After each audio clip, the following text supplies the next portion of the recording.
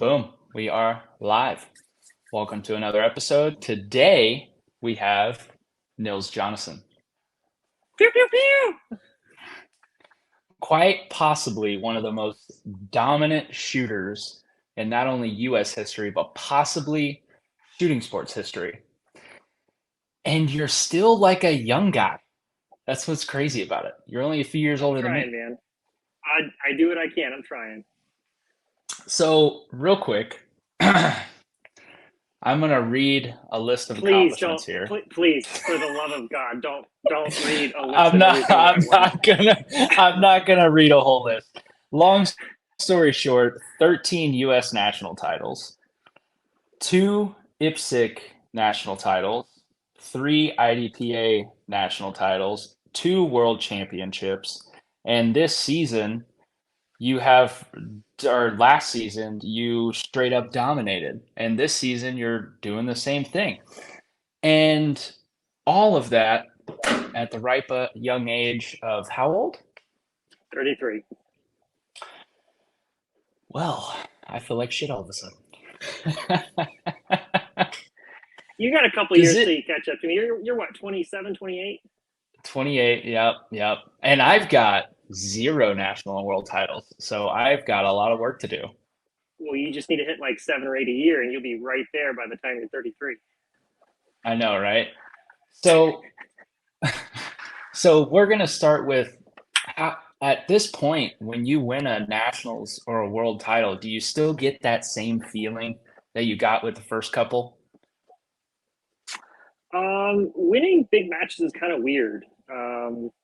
I'm kind of at the point where I'm less excited about winning the match and like more pissed off about losing matches. So I want to avoid that. Like that's kind of where I'm at when I go to a major event. So when I don't lose and I end up coming in first place, it's like a relief almost. I don't know. It's weird. That's that's a like a problem that I've never heard somebody say when it comes to that is like, listen, I don't want to win nearly as much as I just don't want to lose. That's a rare mentality, and that's probably a big key to your dominance. I mean, that drive. I mean, losing sucks. You could win all the matches in the world and not learn a damn thing. And then that one time where you get your ass beat, you learn a hell of a lot. Um, Case in point would be last weekend in Puerto Rico. JJ kicked my ass. I have this sweet second place trophy. You still have that? I That figured you would have burned it. Nah, it's actually a pretty sweet trophy. If it was wood, maybe I wouldn't have it anymore. Maybe it'd be on the fire pit, but it's pretty sweet. Yeah, JJ's is yeah, nicer though. yeah, yeah. Well, I mean, you had to give him one, you know. I mean, I didn't give him anything, but when you're at a certain level, like at nationals or a big match where like the top guys are attending, if everyone shoots as well as they possibly can, it's not a guarantee that any one of those guys will win. Like me, JJ, Max Michelle, Mason Lane, Jacob Hetherington, Sal Luna now. Um, like if they're on their game, it almost doesn't matter how well you shoot. It's kind of luck of the draw. yeah, I mean, so I heard an analogy, and you've shot enough of these. I heard an analogy that shooting matches, most sports events, everyone starts with their hand on the first place trophy. And every mistake, they take one step back. And It's a good it's analogy. like who made the least amount of mistakes and is close enough to reach out and grab it. Yeah, that's a good analogy. Just I don't remember who said that. Probably some really smart person I'm not giving any credit to, but hey, I fucking said it here, so who cares? Well, you and I But both know there are a ton of people way smarter than both of us. So yeah, yeah, can confirm. I All think right, we're gonna dive deep. We're gonna go back to you're going to talk about limited optics right away, aren't you? no, no, no, no, no, no, no, no, no. I mean, it's a good guess, solid guess, but we're gonna go back to all the way to little young Nils. What year did you? How old were you when you started shooting? So I forget exactly how old I was when I started shooting, but I started shooting competitions in 2002, and I was 12 years old. Holy shit. So 21 And years now. yeah, when you say it like that, I feel really old, but Don't I'm feel not. bad. Yeah, you're So not. yeah, That's the crazy part. so yeah, no. So my local club, it's this little place called Rio Salado, and I was fortunate enough to stumble on this shooting range that was home to arguably some of the best shooters in the world to have ever lived. So, as much as I'd like to take credit for everything on my own, I learned everything I know from watching those guys and getting my ass beat for now 21 years. I can still go to the range and get my ass kicked on any given day. I mean, pound for pound, that's got to be one of the most saturated talent pools in the entire US is that specific range. When you talk about home clubs, Rio Salado is packed. I don't know of a more saturated one. Yeah. So yeah, just the number of high level shooters. Like obviously there's Rob Latham, right? Angus Hobdell, who's CZ Custom. If you've ever had like a custom CZ tricked out, his company probably built it for you. Matt McLaren lived here for a long, long time. He's built me a bunch of guns. Awesome gunsmith, better shooter. Um, Matt Burkett shot three gun here for years and years. And just people like that you wouldn't to see everyone at that high a level at one club is very, very unusual. That's crazy. I mean, the level of competition that you had to deal with on a weekly basis, just going to just your home club for a local was probably, did y'all all shoot together all the time? Sometimes. So back in 2002, there was no practice score. Everything was done on like manually inputted on the easy win score and is all paper scoring. So open squatting, there weren't, preset squads going into a match. You just showed up, paid your money, picked a stage, and then shot whatever stage you kind of felt like you wanted to until you were done with all the stages. So we would shoot together occasionally, and we're never like super awesome friends because I always saw them as my competition. But it wasn't until 2-3 years down the line when I actually started being able to compete with them at their level. Like if they made any mistakes, I was right there on their heels. And there were some times where they would actually shoot well and I would still beat them. Not all the time. And obviously I've gotten better over the years, but to have that opportunity growing up, I think is probably one of the main factors as to why I've been so successful over the years. That is crazy. It's literally like you're just spent your entire youth learning how to shoot, surrounded by the best shooters in the world. And now look, you are arguably one of the best shooters who ever lived. Is that bananas? It's crazy. And it's definitely a privilege to be in the same sentence as some of those guys. Yeah, I mean, there's very few people you're in the same that are in the same sentence with you. Let's put it that way. Um, so what year did you start really going, okay, this is something that I'm extremely good at. I want to make a run at this. Like, let's start really putting all my time and energy into specifically trying to be as dominant as possible in this sport. It's kind of evolved over time. So my first quote unquote sponsorship, I want to say was in 2000, call it 2007, 2008. And it was actually a local AR manufacturer called Sun Devil Manufacturing. David Beatty, who's still around, isn't building ARs anymore, but he, built me this rifle and I won our local like regional multi-gun match called the Superstition 3 gun, which is one of the biggest multi-gun matches in the country. And at the time I shot, iron sights in my rifle and I shot limited division. And in that match, I won a Trijicon AccuPoint 1.25 to 4 power rifle scope, which I then used in subsequent years to shoot tac ops. And I used, I think it was that rifle.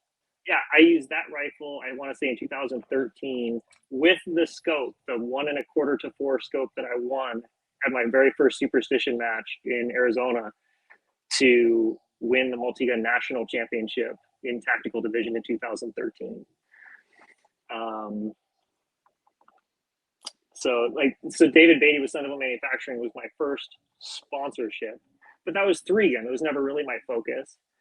It was always something I did part-time, and I was always more of a pistol person. And then in 2010, just like 6-8 months before the USPSA Limited Nationals, a friend of mine kind of introduced me to Matt McLaren, who I'd met several times, and we'd shot together a couple times, but he introduced me with the intention of a sponsorship. And I remember telling Matt, like, come on, Matt, like, build me a pistol and I'll win nationals for you. So, some dumbass, like 20-year-old kid saying, to this gun builder who's deciding whether or not to build him a, $3,000 40 cal 2011, that he's going to win nationals, which luck would have it, I actually did that year, but that was dumb luck. You straight up Conor McGregor called your shot on that one. Build me a gun, I'll win nationals. He's probably going, yeah, okay, kid. And then, bam. Did he build you the gun? That's the question. He did. Did you call him and go, told you so? No, Matt and I are still very good friends to this day. And he's an awesome 1911 gunsmith, great 2011 gunsmith. And he actually moved to Ohio, which was very sad. I lost my gunsmith. So if you're in Ohio, you're a lucky person because Matt McLaren is there. That's awesome. So your first, I guess, so that was your first big USPSA national title win was 2010, you said, or 2011? 2010. Yeah. 2010. In Trust limited. Trust me, I really wanted to repeat the next year in 2011 with a 2011, but I got my ass beat. Hey, dude, that's how it works sometimes. So that was the first time, I think it was the first time, that I was on the Super Squad. Was 2010 or 2011? 2011. So I won nationals in limited division in 2010 off Super Squad because I had never won a nationals before. I had never.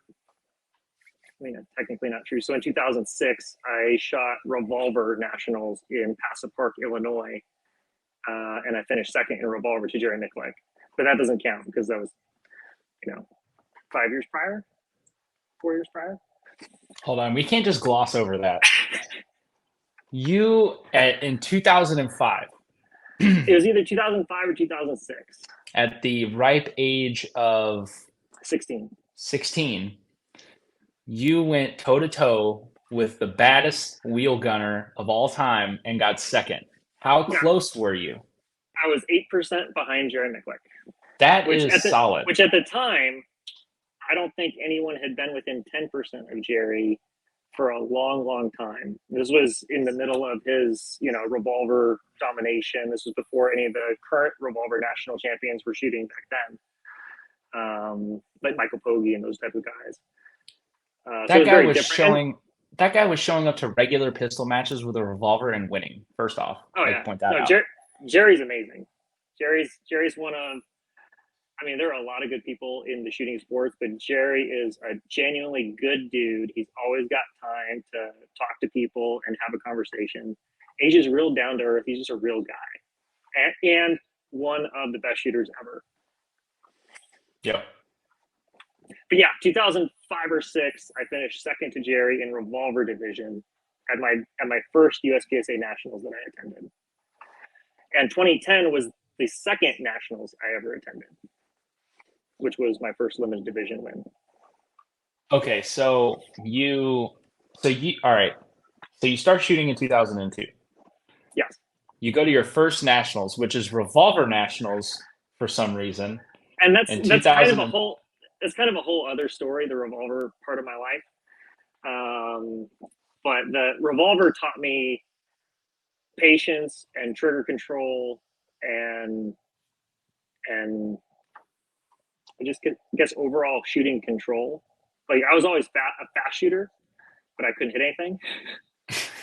And revolver has such a horrible trigger that, I mean, it's a double action production gun every single shot. So if you're jerking the trigger or your grip's not good or you get lackadaisical with anything, you're not going to hit the target, and you don't have any extra shots. So you have to be way more controlled, shoot way more within yourself. And revolver really taught me to be a better shooter. It is very, very difficult to shoot revolver. I used to make fun of those guys, and one of my buddies, who's a revolver shooter, we were out practicing, and he was like, "Put this on." And I shot a stage. I went from my open gun to a revolver, and immediately went, oh, this is a whole thing of itself. This is, I Oh could yeah, get behind Revolver. If Revolver had some more popularity like it did back in the day, I would enjoy shooting Revolver. I still am on the hunt for just like a deal on one, you know? Like to have it. yeah. I still own a couple revolvers. They're all broken, but that's what you get for dry firing a bunch. So you go to one nationals in 2005, 2006, and then you don't shoot another nationals until 2010. Why was that? You just didn't want to go, or I was 16. Like traveling's expensive. that's true. I would shoot my local area match, which is the Area 2 Championship. I shoot state matches and local matches. And then I had a couple of weekly matches that I would almost always shoot. So I was shooting a lot, and I was shooting a lot of matches. But as far as major matches outside of Arizona, it was just too expensive. Yeah, that is true. I mean, this is not an affordable sport to compete in at all. So, 2010, you win your first nationals, right? 2011, you shoot in the super squad for the first time. What was your first super squad experience? What was that like? Um, it was kind of an eye-opening experience. I had never dealt with that kind of pressure before. Um, and I had a bunch of penalties and made silly mistakes. And I was more concerned about, everybody else I was shooting against rather than just shooting my own match. So it was definitely some intimidation factor shooting on the super squad with those guys. Because I shot with Rob Latham a whole bunch, but the guys like Todd Jarrett and Blake Miguez and Dave Savigny and Bob Bogle and all these awesome guys who've been shooting forever and winning forever. All of a sudden, they're kicking my ass on every single stage, and I need to try and keep up. So, or at least that was kind of my perception at the time. Did they try to play mind games with you at all? I don't think I would have been smart enough to know whether or not they did. You um, see it almost every year. oh yeah, no, that's definitely a part of it. Um, I don't know. There are some people that do the head games more than others. I think most of them just want to shoot against other people shooting at the best of their ability. And there's a competitive aspect to it. Them not wanting to get beaten, or I don't know. A lot of people shoot different styles. Some people do it, some people won't. Yeah. I've had some friends make it on the super squad and then they come out going, dude, I was not prepared for the level of competitiveness, blatant competitiveness, and just unshakable ice in your veins that some of the guys portray on the super squad. And it shook them to the Interesting. point where they were like, I don't know if I want to go shoot on the super squad again. I might just not do that anymore. And I'm like, that's part of it. That's the fun. Well, so I think shooting on the Super Squad, my second limited nationals in 2011, definitely hurt my chances of winning that match. But it made me a better shooter overall. And over the years, I've learned to deal with it. And it's almost like fuel for the fire. So now, if I'm not on the Super Squad, everything's a give and take, right? Like if you're not in the super squad, you don't have the same level of direct pressure from your competition, but they're still shooting the match. If you're on the super squad shooting well, your performance can mess with them, right? Because it's not just you affected by them, it's also the other way around. But also, if they have like an exceptionally good way to shoot a stage that you didn't think about, being on the super squad allows you that extra information where if you weren't there, you'd be stuck coming up with the best plan you could, which might be as good, maybe it's better, but maybe it's way slower. So it's a trade-off, but if you can deal with it, I think, at least for me right now, it's a huge positive. Yeah. Have you ever had someone come on and just not be wavered? Like since you've been shooting on the super squad, have you seen someone come in and just be ice cold and almost intimidate some of the big dogs with their ability to just come in and just perform, just straight up kill it?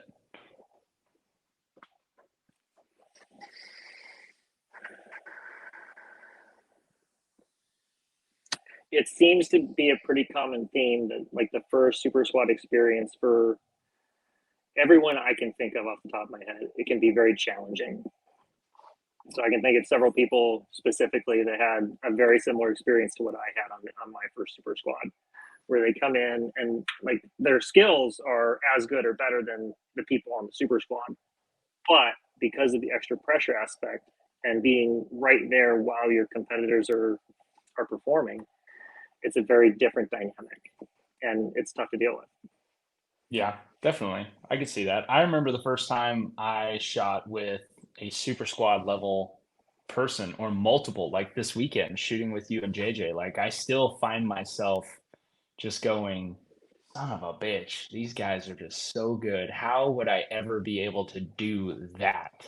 Right. And we've had that discussion, obviously, off air about what it Right. takes to do that. But to be able to look your competition in the face as they're doing what they do and just be able to go, doesn't affect me. I mean, is that kind of your mentality now when you shoot with all these other high level guys that are aspiring? I mean, you're the one being chased now. You're not the one doing the chasing. I mean, you are the top echelon of the sport. How is it to be able to look back? Do you almost say like, listen, there's nothing you're going to be able to do to catch me or anything like that? Is that kind of your mentality now that I'm just here to do me and none of y'all can, if me on my best day, none of y'all can mess with it type deal? Yeah, I wouldn't exactly say that because there are definitely guys out there that if they perform perfectly, they're almost impossible to beat. The problem is shooting perfectly at a nationals is damn near impossible, right? Like I've never shot a nationals where I walked away thinking that I could shoot that I shot the match perfectly, and I've won nationals by like 6-7%.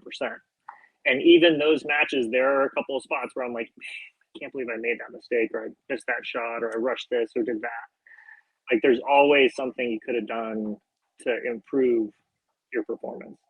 And that's not to say should be overly hard on yourself. Like, a win's a win, awesome. But no, I don't think of myself as like this crazy dominant force that no one can touch. Like, and like I mean, the shoot offs last week is a perfect example. We do it because stuff happens. You never know until it's over. A win's not a win until it's actually in the bag, and that's why we do it. That made me feel better about going out first round. Now You and me, I we're I the just same. got I just got outshot. I had a poor plan and I also poorly executed the poor plan. You had a great plan. Just you were like a half an inch too high on one of those plates, bro. Yep. Oh man. Yeah, that dude. Hey, you know what though? That guy will forever take that memory for the rest of his career. Isn't that crazy? It was a good time. For those of you that don't know what we're talking about, in a shoot offs, the last plate you hit is generally a crossing stop popper or a stop plate. So whoever's on the bottom or falls first wins the shoot off. If you hit the stop plate before you're done with your target array, it's an automatic fault, and the other person wins unless they also fault. So that's what I accidentally did. I accidentally hit the stop plate before I finished my other targets, and the other guy didn't fault. So I kind of beat myself. Yeah, I did not beat myself. I got beat because I was shooting my stop plate for the first time when he was finishing driving his to the ground. It was interesting. But the first shoot off, dude, it was a cool experience. How many of those have you done? A bunch. Yeah, probably hundreds at this point. I don't know about hundreds, but definitely a couple dozen. We used to do it at our annual steel match called Spring Steel, and we'd always have a shoot off at the end of the event. And there'd be like a limited open shoot off, and then if the competitors chose to, they would actually do an open versus limited shoot off at the end for bragging rights. How many So times did you smack the open guys? I know one time. I know one time. I got a great story after this. there are several times. Yeah, they don't So like I'm gonna that. bring up. Sorry, Nick. Yeah, I'm gonna bring up a story that I was told when I was at the World Shoot. Um, a competitor who was in a shoot off against you uh, said that, and they're shooting open, and I believe you were shooting limited, correct? Or maybe you were shooting production. What were you shooting? Probably limited. You'll have to tell But more of the story. anyway, so there was from what I've been told, there were like a couple plate racks and then the stop plates. And I was told that, and also shown video of you taking all your stop plates and then taking half of your competition stop plates and still shooting the stop plate before he got done with his. Sorry, Leighton. So glad you said it. Oh, I'm gonna find that video. It's got it. I've seen it. I wanna put it out there. That's just such a great. I hope you have it. If you haven't, send it to me. I'll put it out there. Who cares? I'll look for it. I don't know if I've got that particular one on video, but I'll check. What made you do that? I mean, I know y'all are were like super friendly, so you probably knew like, okay, I'm just gonna mess with him. But what were you just like? Oh, he's not done with his. Let me help him out a little bit, or what? So I've known Leighton for a long time, and at the time, my like average shooting speed is gonna be a little bit faster than Leighton's. So after I finished my plates, I was waiting on my stop plate, and then just looked over because I knew he wasn't quite done with his yet, and saw he had a couple of extra plates left. So I just helped him out. Such a gangster thing to do. All right, so It's so kind of a jerk, but it was funny. no, no, it's not. It's hilarious. And if I just listen, if you're ever in a shoot off with me and you decide to do that, do it. Just send it. I won't be mad. I'll laugh. Who cares? So let's move on. So your first time on the Super Squad 2011, right?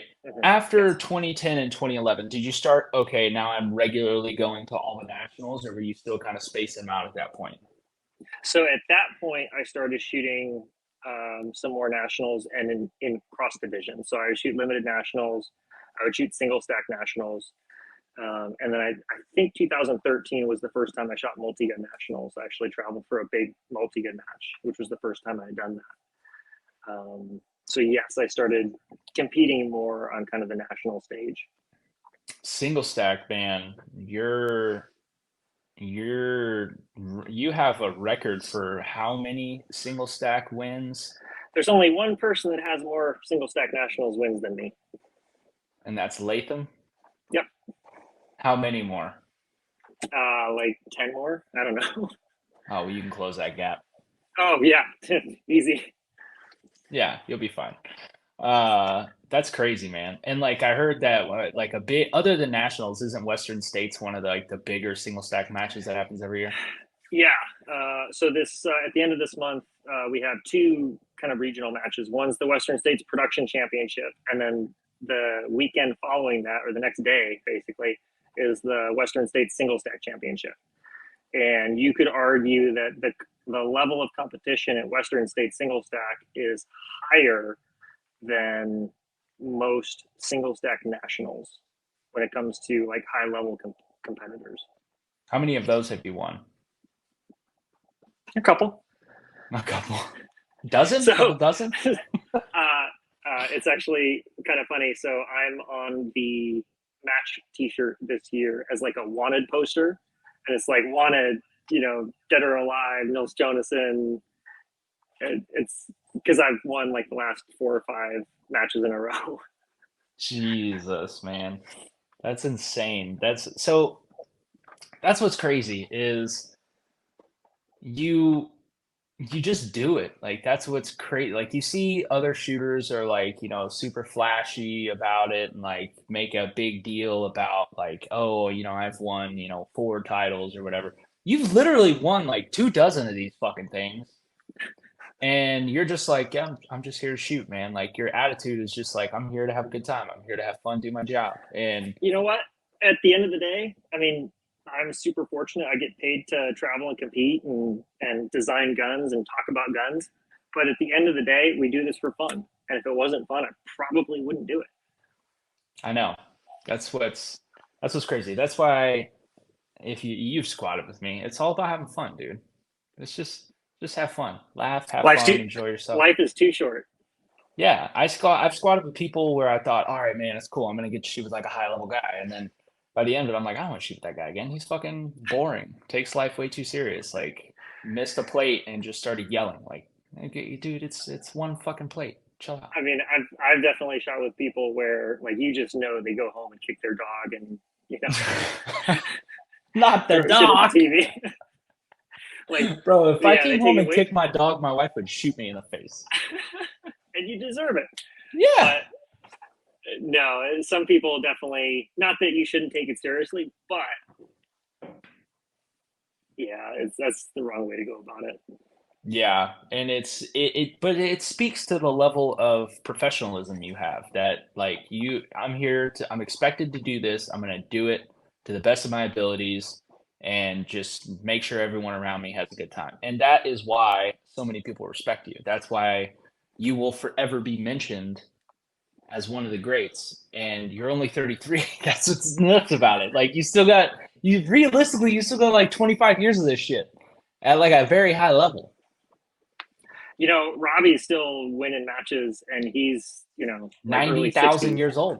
Oh, or sorry, whatever. early 60s, whatever. I want to say he's You like know, 61, 62, and he's like yeah, he'll still go to a match. And Robbie's like one of the best shooters you'll ever see. He can't run, and he can't squat, and he can't go prone anymore. But if it's a stand and shoot, there are very few people on planet Earth that can shoot faster and more accurately than Rob Latham.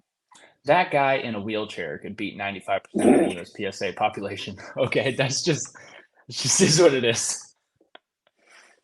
Yeah, But Robbie's awesome. and you got to shoot with that for I think that's why that probably is a big reason why you are who you are is you were surrounded by people like him and McLaren and all those other guys that just guided you and just instilled in you this level of competition.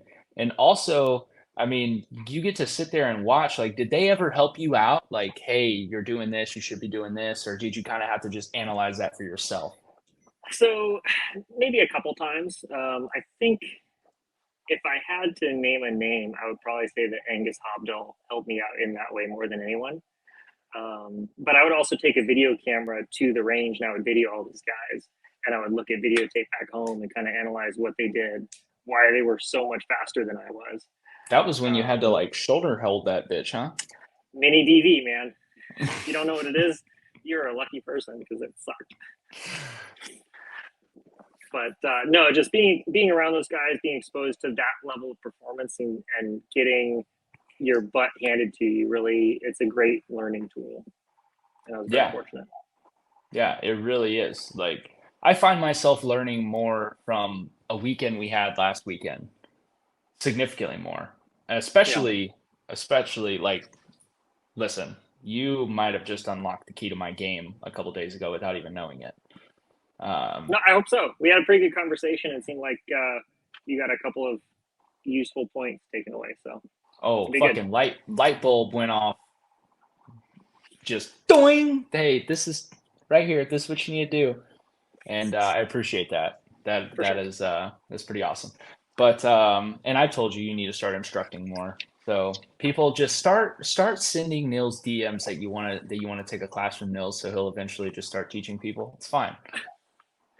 To quote my wife, I travel 31 weeks a year, and if I start teaching, that's less time she gets with me. So you're gonna have to fight my I'm not fighting your wife. I have a feeling I would lose that fight. So, all right, you start going to more nationals, you start having more and more and more and more success, right? At what point did you kind of sit back and go, all right, I think I'm literally one of the best to ever do this. Like, have you thought about that yet? I know people tell you it all the time. Shit, I've told it to you 15 times in the last 2 weeks. But Do you ever just sit back and go, okay, I've done X, right? That makes me Y. I really don't look at it that way. I mean, maybe I should, but like that's not my personality. I want to improve my capabilities. I want to get better, faster, stronger, smarter. Like, yeah, it's not really my personality. And that's why you are who you are. And that's why you just torched everybody with a miner gun. Uh-oh, at the last nationals. Well, I mean, the polymer frame minor advantage, striker fired minor advantage, is just too much to overcome. It really is, honestly. Like a striker fired polymer gun is just so much of a significant advantage. It's unreal. Those boys with those heavy But major only if power it's a cannon. factor, facts. That is actually that has to be facts. I mean, who else has done it? Nobody. Canic. I don't know. Dave Savigny's done pretty good with a polymer frame pistol over the years, but it's also Dave Savigny. Listen, all right. It's not about what you did way back when. It's about what you're doing now. And right now, the Canic is technically the best limited gun on the planet. Well, last year it was the winningest pistol for 2022. So hopefully we'll continue that on to 23. And now you'll have a steel frame version, which I am titillated about. The thing shoots awesome. I I haven't got shot it in a major competition yet because we just got back from Puerto Rico and I didn't have time to update my firearms permit with the new steel frame serial number. So I was running my polymer frame pistols in Puerto Rico. But yeah, it'll be fun. which I was quite upset about. Not gonna lie. Really, really, really wanted to put some rounds to a steel frame, but you know, Next time. next time. Next time. I'm buying one. I don't like it's done. I've already told my local FFL. I said, "Hey man, I need one of these. Go ahead and just put an Okay. order in whenever it comes available." They shoot great, and for $8.99, like I challenge you to find a better pistol on the market that's even close. I told you my wife shoots that SFX, the original SFX, old school OG baby.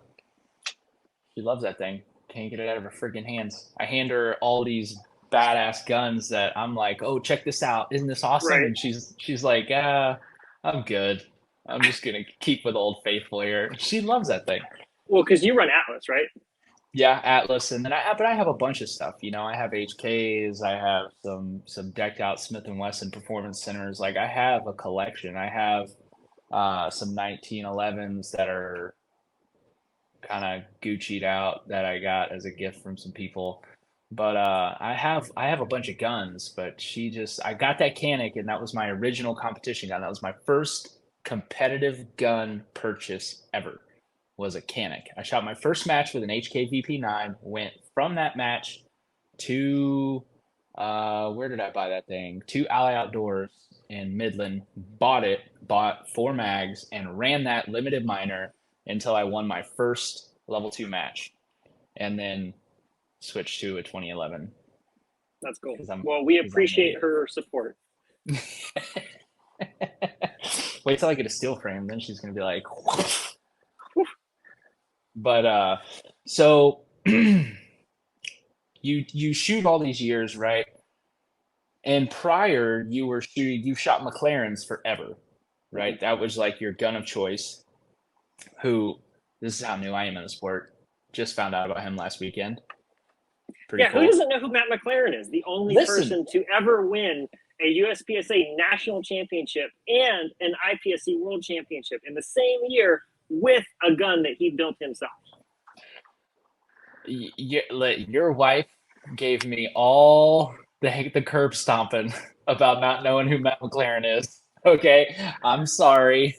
I'm clearly uneducated. I'm still learning. I'm still new to this. All right, it happens. No, it's all good. But what was it like when you got the phone call? Like, hey, we want you to come shoot for Canic. Was this like, wait, what? It was definitely a unique opportunity. They reached out to me and just kind of asked me if I was interested in that type of thing.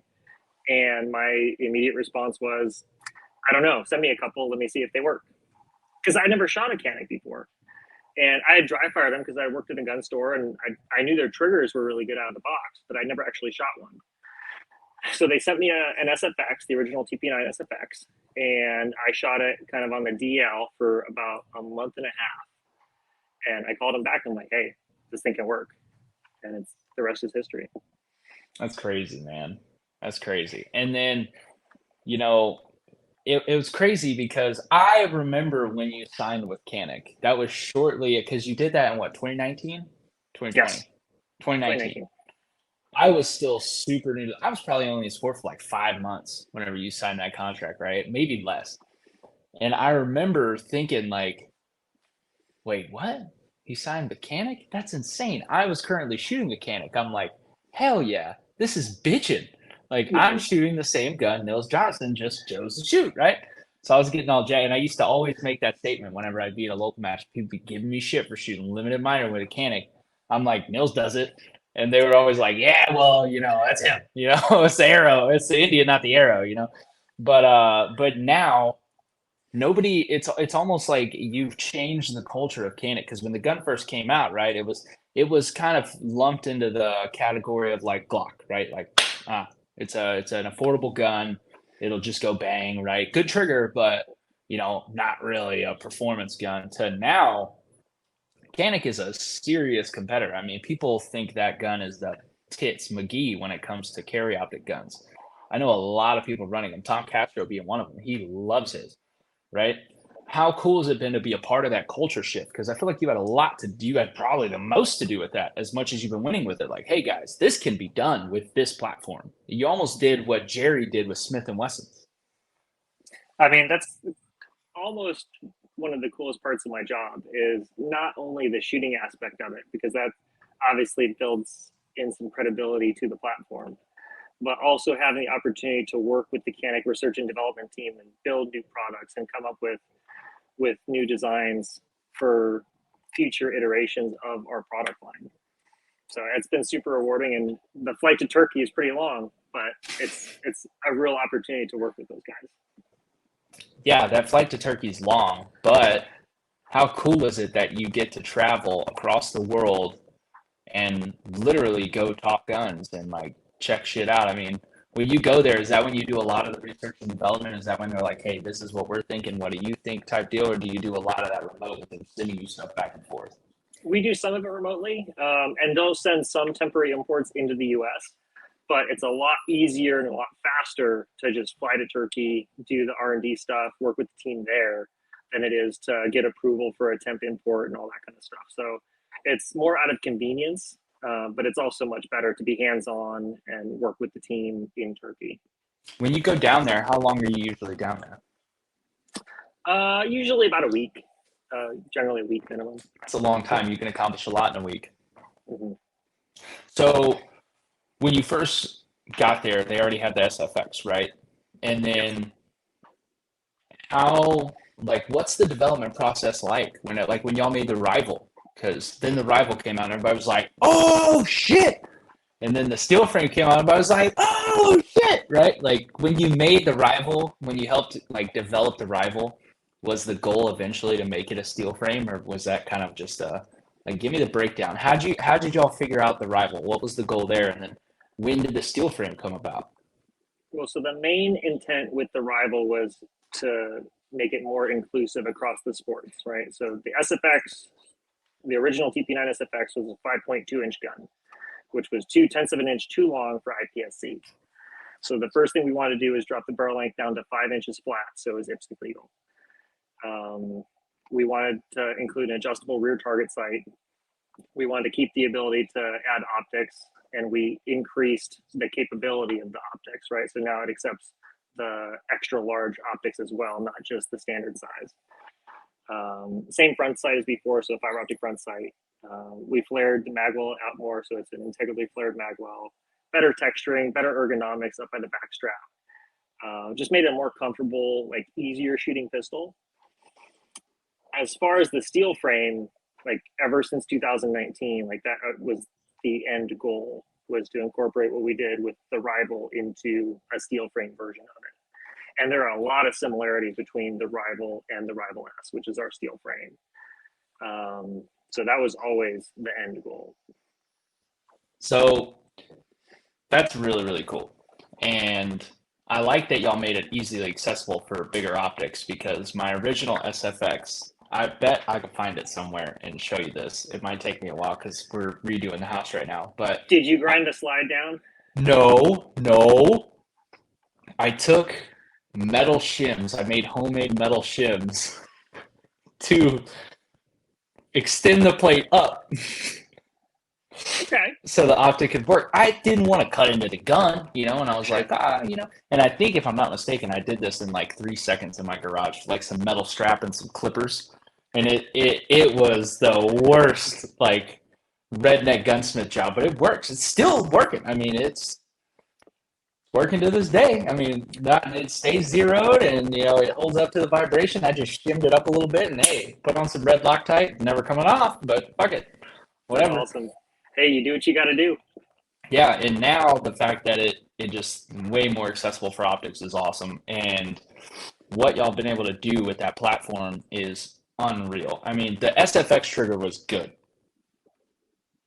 The Rival trigger is great. I mean, it is great. And the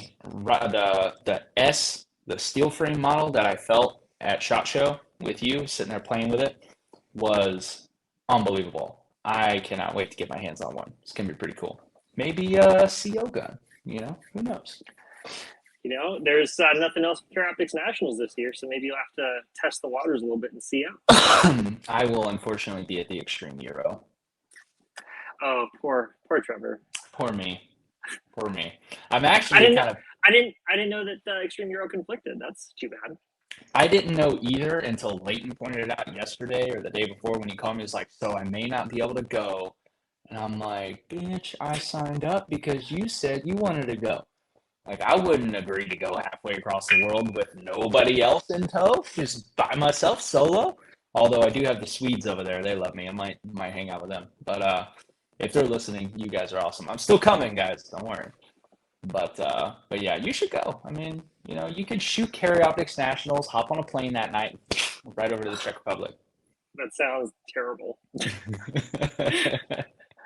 So, and at this point, you've shot some international matches, right? How many have you done pretty much all the big international matches? No, so I've never actually shot a Euro Extreme.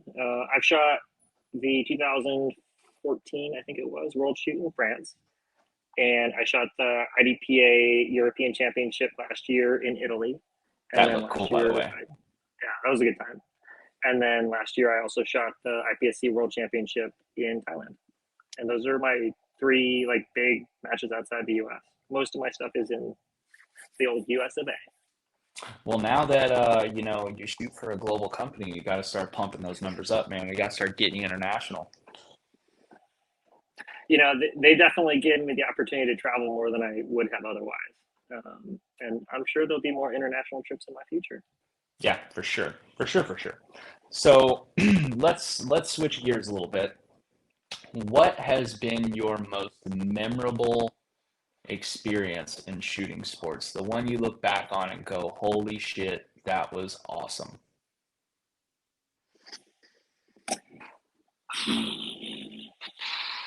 I know there's a lot, right? I know there's a So lot. You probably have more to pick from than a normal person, but I would have to say the first time I won USPSA Nationals, standing on the podium next to Rob Latham and Todd Jarrett. So when I won, obviously I'm in the middle. Todd Jarrett finished second and was pissed. Like he never said anything like negative to me, but you could tell he was kind of pissed off that this guy off the Super Squad stole his win. And then Rob also on the podium in third place. But standing up there, beating everyone that, I mean, that at was what age? At what age again? 20. Jesus. So that was a big moment for me, and I'll never forget that. But standing on the podium with Todd and Robbie. That's insane, man. That's insane. Do you have pictures of that? You gotta have pictures of that somewhere. I do.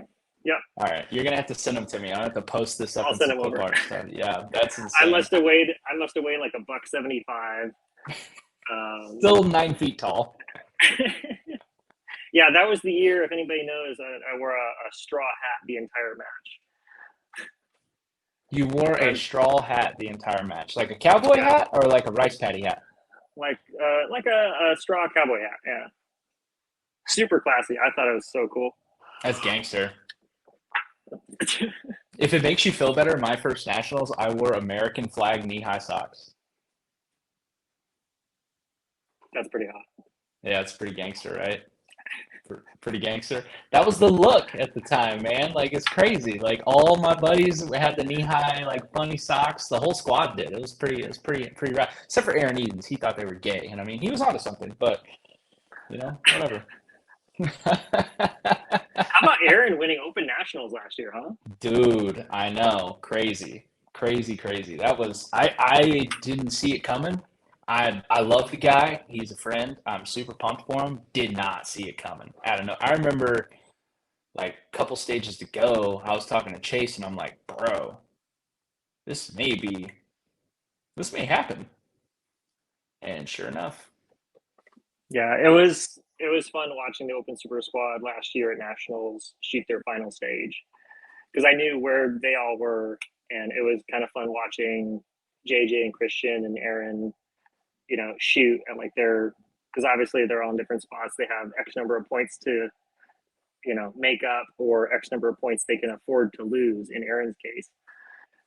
And it was interesting to watch how they all handled it. Yeah, it was cool. Really, really cool. I mean, you've been in that position. Like what you've been in the position where it's like last stage comes down to it. Have you been how many Mm-hmm. times have you been in that position? It was in that position at limited and production nationals last year in the back to back. So So yes, I know what's how that feels. yeah, what's going through your head at that point? Like what are you thinking? Um, well, if you could not be thinking about anything, that's obviously ideal, but that's not realistic. Um, you know where you're at. You know if you need to make up ground or if you're just shooting conservative. In both cases, I was in a situation where I needed to perform at 100%. Like I couldn't leave anything on the table. I couldn't be conservative, and this was for both limited and production nationals last year. Um, and on both occasions, I ended up shooting not perfect, but very, very well, and ended up winning both of the final stages at each match. That's So like, insane. it's tough. Um, I What can't goes through think your of head when you do it though? Like oh when you're like I'm down, I gotta push, and then you push and connect. Like you're like last shot fired. What went through here? so I can tell you exactly what it feels like, and in a way that everyone can understand. And it's going to sound gross, but it's 100% true, and you will know exactly what I mean. You know that feeling when you go pee after you've had to go pee for a really long time, and you finally make it Yes, to the the toilet, and you're like, relief. oh, Oh yeah. that's how it feels. It's a weight lifted off your shoulder. It's it's a relief, That's but crazy, man. That's a great but analogy. That that's the best really way I is a can. solid. I mean, yeah, like an 8 hour road trip, no stop, dying, about to pop, and you Uh-huh. hit the last gas station before your exit, and you're just like, oh Jesus Christ! Yeah, You know, that's the like feeling. that's insane. But like I said before, the problem with everything is that these guys are so darn good. Like it doesn't matter how good you shoot. There's a chance that they're going to outshoot you. So you need to Yeah, be ready for that. And like that's happened more times than I care to admit. And that's just the nature of the sport. that happened to me and Ken last weekend. Me and Ken thought that it was between me and him Right. going in the last day, and we both And then shot trading back and forth, not quite pushing each other. Like when he would make a mistake, I'd be like, okay, let's capitalize on some points. Let's num some points here. And right. then when he would shoot a stage well, I'd be like, okay, let's just try to match that energy, not lose anything, maybe gain a little. And I'm sure he was doing it back and forth. and we were just like do do do do do do do do, while other people were going nom nom nom nom nom, and then we end up Right. fourth and fifth. I mean, it's crazy. Yeah. Well, and that's the nice thing about shooting on a super squad where, most of your competitors or your high level competition are shooting together, where kind of where you sit. And when there are people off super squad that are also at that level, it makes it very challenging. Yeah, it really does. Really does. I would have lost the shoot off anyway, so who gives a shit? Hey, at least I made the shoot off, right? Exactly. I was just pumped to be there, bro. It's like you get invited to go play a pro-am golf tournament. You know you're gonna get your shit kicked in, but hey, dude, you're there, right? Crowd's there, you're there. Doesn't matter if you shank it into the trees like I did. You still Yeah. there to take the shot. You didn't hole in one. Crowd didn't go wild. I mean, they went wild, but it was more laughter than anything. But I mean, it is what it is. No, they did a really good job at that match. That was the Caribbean Open for the viewers, and they have it in Puerto Rico, which you wouldn't think would be a destination location for a shooting match. But Katia and Max Riviera do an awesome job with the Caribbean Open, and this year was no exception. And what they were able to do with the shoot off combined with dinner for everybody, they had drinks available A and their lot of award drinks. ceremony all together. Like they really know how to party there. And I would highly recommend if you get the opportunity to go to the Caribbean Open, do it. Dude, they know how to put on a match, bro. I liked the stages too. I mean, the stages were good, the staff was good, everything flowed, right? I mean, we got done pretty early, and to be able to have that type of banquet with amazing food, great drinks, a shoot off Yep. that was just so electric that was probably one of my, with the exception of Worlds, that was my favorite match I've ever been a part of. Yeah, they do a really good job. Yeah, 10 out of 10 would recommend. Definitely going back. Hope it doesn't rain like it did the year before. Yeah, but at least it's a warm rain. Yeah. I mean, I'm not opposed to shooting in the rain. I like shooting in the rain just as much as the next person, but I will be prepared next time because homie didn't bring a rain jacket. I was a little moist. Yeah, that's not Um, good. But even if it rains, you go back to your hotel, get cleaned up, and then you go to the beach. It's all dude, I good. know. You get to go do a rum tour, get to go drink some pina coladas, get drunk with your friends by the beach, eat some good food. Like, who could ask for more? Are you going to tell the audience about your first child? My what? Your first child, your 4-star. Oh yeah. I did get to bottle a bottle of 4 Star rum, which is like a 30-year-old small batch rum, um, made from the oldest rum distillery in Puerto Rico. Pretty damn cool. Yeah. Pretty damn cool. Yeah, Nils was my photographer for the whole thing. Nils, you crushed it, by the way, on all the photography this last weekend, man. I didn't even realize how great you did on that job until I went through my camera roll and was like, I gotta have Nils at every match because this shit is incredible. The B-roll footage, the still shots, all of it. It was great. I don't know. Listen, if shooting doesn't work out, you got a job as a photographer Perfect. anytime, bro. Anytime. Doesn't pay quite as much, but not quite as fun. But listen, you got it. Well, I'm glad everything turned out for you. That's good. I feel bad. I was like, I didn't return the favor hardly. I just recorded when y'all asked me to record. I want to just feel like I'm sitting there like, should I be doing this instead of them? Because y'all were just recording each other most of the time. I was like, oh shit. It's all But good. We had a good squad. We had a good squad. we had a great squad, man. It was a lot of fun. It was really, really cool. So I want to ask you, who who have you shot with, shot against, or been a part of shooting with that you think has had the biggest impact or influence over your game? Oh, probably Robbie. Yeah, that's an easy one. I've just shot with him for so many years and got my ass kicked so many times. Like I don't think I can even count how many times Robbie's beaten me over the years. But I think he's been the most influential person. I'm almost positive a lot of people could say that. Yeah, a lot of people could say they've had their ass kicked by Rob Latham. Um, That's pretty cool, man. And do y'all still are y'all still pretty close? Y'all still communicate and stuff? So we've never actually been like amazing friends, but we'll call each other and congratulate,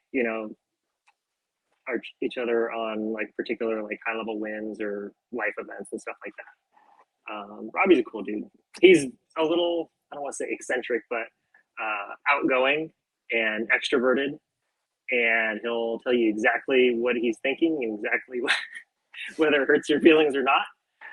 But Robbie's a good dude. He's hilarious too. If you ever get a chance to squad with Robbie, do it. Dude, I want to. I want to shoot with that guy. I'd like to have him on the podcast.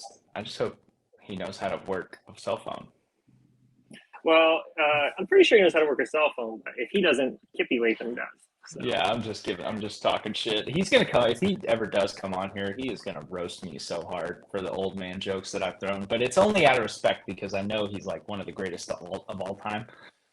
So hopefully he doesn't come on here and just shit on me for 2 hours straight, which I'm up for. I'm up for. I mean, it would make for great. It would make for great podcast. Just me get shit on by Rob Latham for 2 hours. Well, and Robbie's been a part of, the practical shooting for basically since it was invented. And him and Brian Enos together really transformed practical shooting into what it is today. Like, I don't think you and I would be here if it weren't for people like that, at least not in the way we are. Yeah, for sure. I mean, they were doing stuff back then. I mean, I see some of the video from those matches back then. Jesus, man. I wish we could do some of that stuff. Like some of the like you win a Chevy truck, win a bass boat, big payouts, televised, just all this. And dude, the shorts game that they were on was legendary. I Yeah. mean, Robbie rolling around in the polo with the short shorts and the trucker hat, dude, with the Oh leather yeah. belt. That's He the was white styling. socks, dude. It was styling as fuck, bro. That's the look. I'm in. I'm in. I think we should do. I've always thought about having like a major event where it's like a dress as your favorite shooter event where you come dressed like your favorite shooter and just see what happens. Just see what people dress like. You just have like 40 different 40 different Nilses walking around. Somebody's gonna be on stilts wearing a Cannon jersey, just like I'm Nils, I'm here. Oh man, I think it'd be fun, like a little charity benefit match. that'd be a good time. Yeah, it'd be fun. Be a little wild, be a little outlandish. But all right, so Rob Latham's been your biggest influence, right?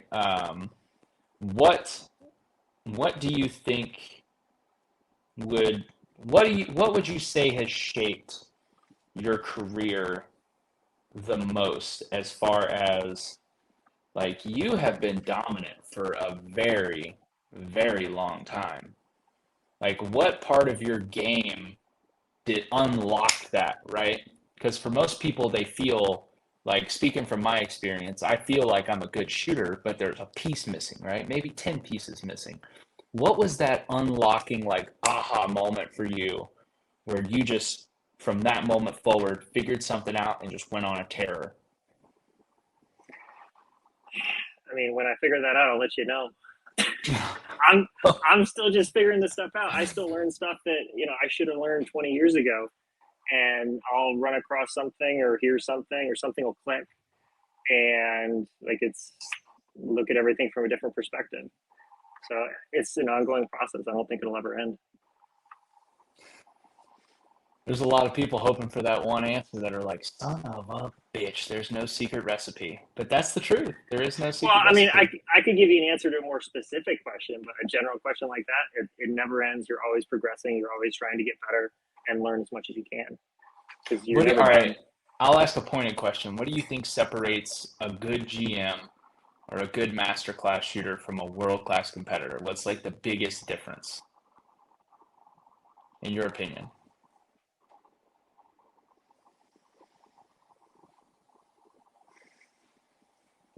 I think the ability to shoot within your capabilities on demand is a critical point. The ability to just hit that switch and make it happen?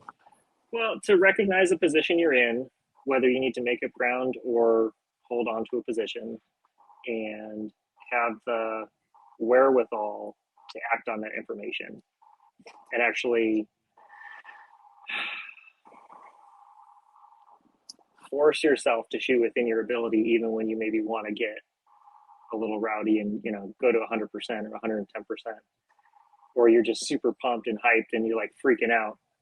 The ability to take a step back, look at everything from a third person's perspective, and just make the right call, shoot within yourself, do the correct thing for your situation. I think that's a very good skill that's, again, something you never stop learning how to do. You can learn how to do it better. Solid answer. Solid answer. That comes a lot down to the mental game, probably, huh? Yeah. Yeah. I think most of what we do is mental. I always joke 90% of what we do is mental and the rest is in your head. What? So you've spent a lot of time working on your mental ability in this sport, then, huh? I've spent a lot of time failing at it and I've gotten better at it over the years. Yes. What tip would you give somebody? Like, is there something that they can look into or try to develop that mental ability? Yeah. Reading is a great option. There are a bunch of good books on the topic. Putting yourself in uncomfortable, hard situations is also a good way to learn. Because unless you do it, unless you've been in a position to deal with stress, you never know you suck at it, right? But I think there are a lot of good books on the topic that if you have no frame of reference or no background in that world can really jumpstart where you come from, where you start. Okay. What excuse me, what advice would you give a newer shooter that maybe you wish you could have gone back and given yourself, say less than 2 years into the sport shooter? Oh, take a training class from somebody that knows what they're doing. That would have cut years off of my learning curve for all this kind of stuff. To this day, I've still never attended a formal training class. And that's one of the things, and I've said this before on podcasts, but that's one of the things that I regret not doing early on because I feel like it would have leapfrogged a whole bunch of failures that I had along the way. How Which funny would at it the end of the be? day were all necessary, Yeah, but I feel like I could have learned a lot more quicker if I had gone that route. you took the muddy gravel road as opposed to the paved highway next to it. Yeah, maybe. And maybe some of it's ego, right? But yeah, it's just never something that I had the opportunity to do for whatever reason. And that definitely would have cut some learning time off. It would be kind of funny if you just randomly, under a pseudo fake name, showed up to one of the dudes' classes that you compete against on a daily basis and just be like, here to learn, bro. What's up? What you got? Just sit back and just listen to him teach. I mean, that'd be interesting. I'm of the opinion that everyone has something to offer and you can learn from everybody, right? Whether they're a grandmaster shooter or somebody that's just starting in the sport. And maybe it's not sport specific that you can learn from them, but I think everyone's got something to offer. Oh, 100%. Don't. I hope Jessica doesn't listen to this because she's gonna jump in here and be like, aha. But I finally was unblocked by Stager. I just ran. Somebody sent me one of his videos and it popped up, and I'm like, oh shit. So I started going back, watching, and he dropped some knowledge, and I was just like, oh man, this is some tasty stuff. I started going through. I think I liked a couple of them. I think I even commented on one. I was just like, yeah, this is actually stuff I'm struggling with. Pretty cool. Nice. Well, And well, like, there's, congratulations. yeah, kind of funny, but yeah, you can take. I even find myself watching some. I don't want to say lower level shooters, but like some C, D, and B class guys. Some like I've seen them do some shit where I'm like, oh, maybe I should try that. Try it, and ends up being a pretty good method. I'm like, oh shit. I saw one guy who turns out was a very successful AAA baseball player at one of my local matches. The way that he was able to shuffle step into position fire and shuffle step out was so retarded fast. And I was just like, how'd you do that? And he's like, and keep in mind, I played football at a pretty high level. He explained it to me very simply. He said it's all in the direction of the knees and the ability to unlock your hips and lock them back up in a split second. He like kind of took a second to show me, and I was just like, oh, I haven't moved that fast side to side before.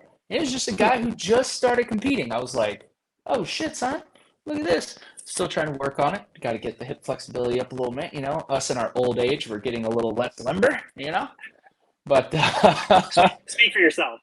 yeah, right. Yeah, you're over here But no, still doing the yogas. that's a great point.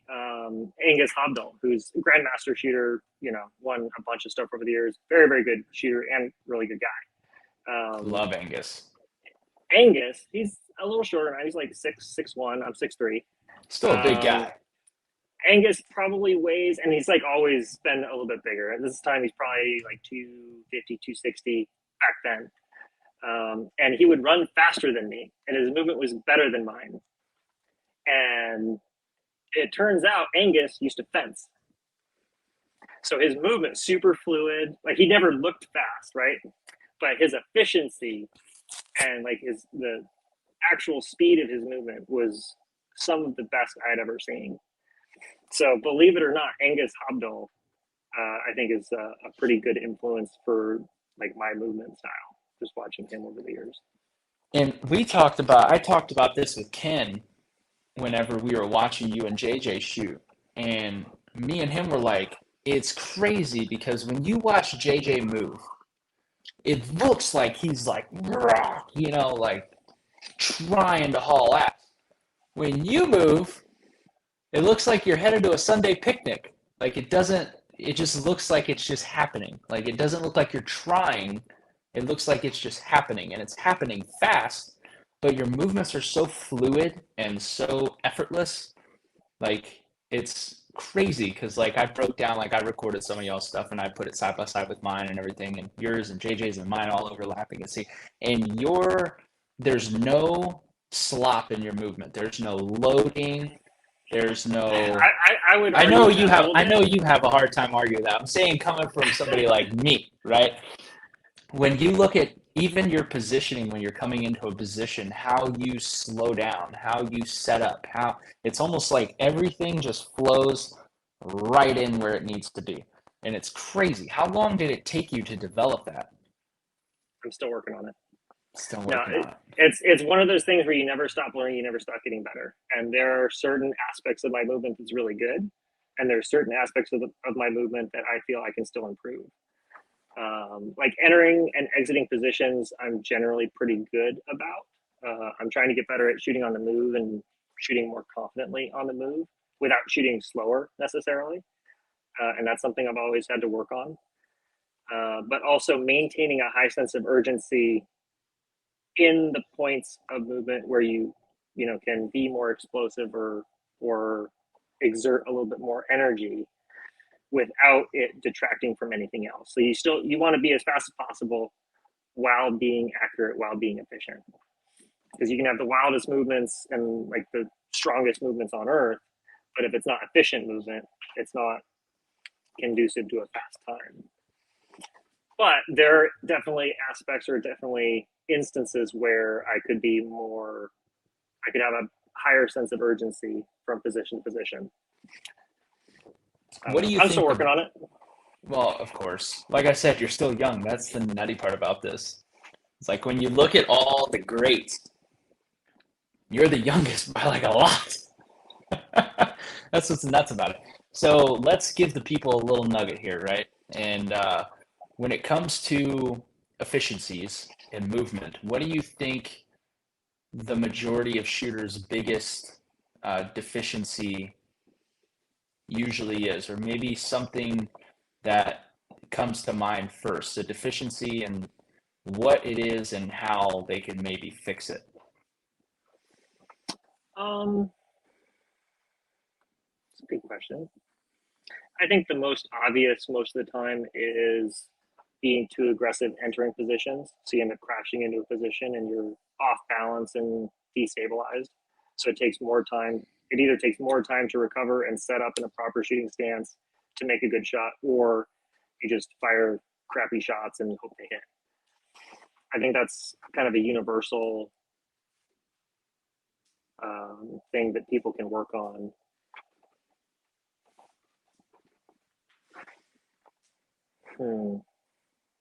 You thought this was going to be all jokes and laughter, I but think here we are. I think most people move too high. Like their center of gravity is relatively high compared to where it could be or should be, which leads to part of that destabilization coming into a position. So generally, if you can get lower to the ground, you'll have more stability and you can compensate for maybe being slightly out of position. Yeah, crashing into a position is very tempting because you want to get there as fast as possible. But if you don't decelerate at the right time, you end up overshooting the position and being unstable and shooting crappy points or falling out of the position. You see that a lot too, where it's not a complicated move, but somehow it becomes complicated because they're off balance. Yeah, probably go with that. If I think of a better answer, I'll let you know. Yeah, if you think of one, just jump in. But that is a solid one. I mean, that's something that I didn't really pick up until like middle of last year, and still ever work in progress. Bill Drummond, I love him to death, at Worlds was like, "Hey, I watched all your videos." He's like, "You did some good stuff," and I'm like, "Yeah, cool, man. Yeah, I've been working a lot on my entries and exits." And he goes, "Oh, those still are fucking horrendous, but you know, a lot of the other stuff you're doing was good, but your entries and exits suck." And I'm like, "Oh, cool, man. Thanks. I appreciate it." Woo! Yeah. And he's like, "Give me a call. We'll fix it." I'm like, "All right, man. No problem, bro." Just, you're ever developing. I thought my entries and exits were getting great. And then you have a high level guy like Bill just be like, "Actually, no." Just like, yes. And then like Bill's hilarious. you at Worlds, you did the same thing, but not so like, but when we were talking about target focus, you were like, "Yeah, I watched your videos, and what are you seeing?" I was like, what are you talking about? What are you seeing when you look through the dot? Like, what do you see? Just target with the dot superimposed? Do you just see dot? Like, what do you see?" I was like, "Well, I go back and forth between both." And you were like, "Yeah, that's a problem. You can't do that. You gotta be totally target focused. Yeah, that's definitely a problem. You should probably fix that." And I'm just like, great, awesome. I learned more from that match just talking with you guys about shit y'all saw in my shooting that I did in the last 2 years. It was great. It was fantastic. And then again, it's like the conversation we had at dinner. It was just like, well, actually, not even dinner. We were just drinking on the beach. You were like, "Yeah, try, what about, X, Y, and Z?" And I was like, "What?" You could probably see it on my face. I got pretty quiet, which is rare for me. I was just like, oh yeah, that might work. That's probably a big part of my problem. And it's not super complicated. None of this stuff is, right? Like No. at the end of the day, it's all fundamentals, and like if you're a little analytical, you can shave a ton of time off your score.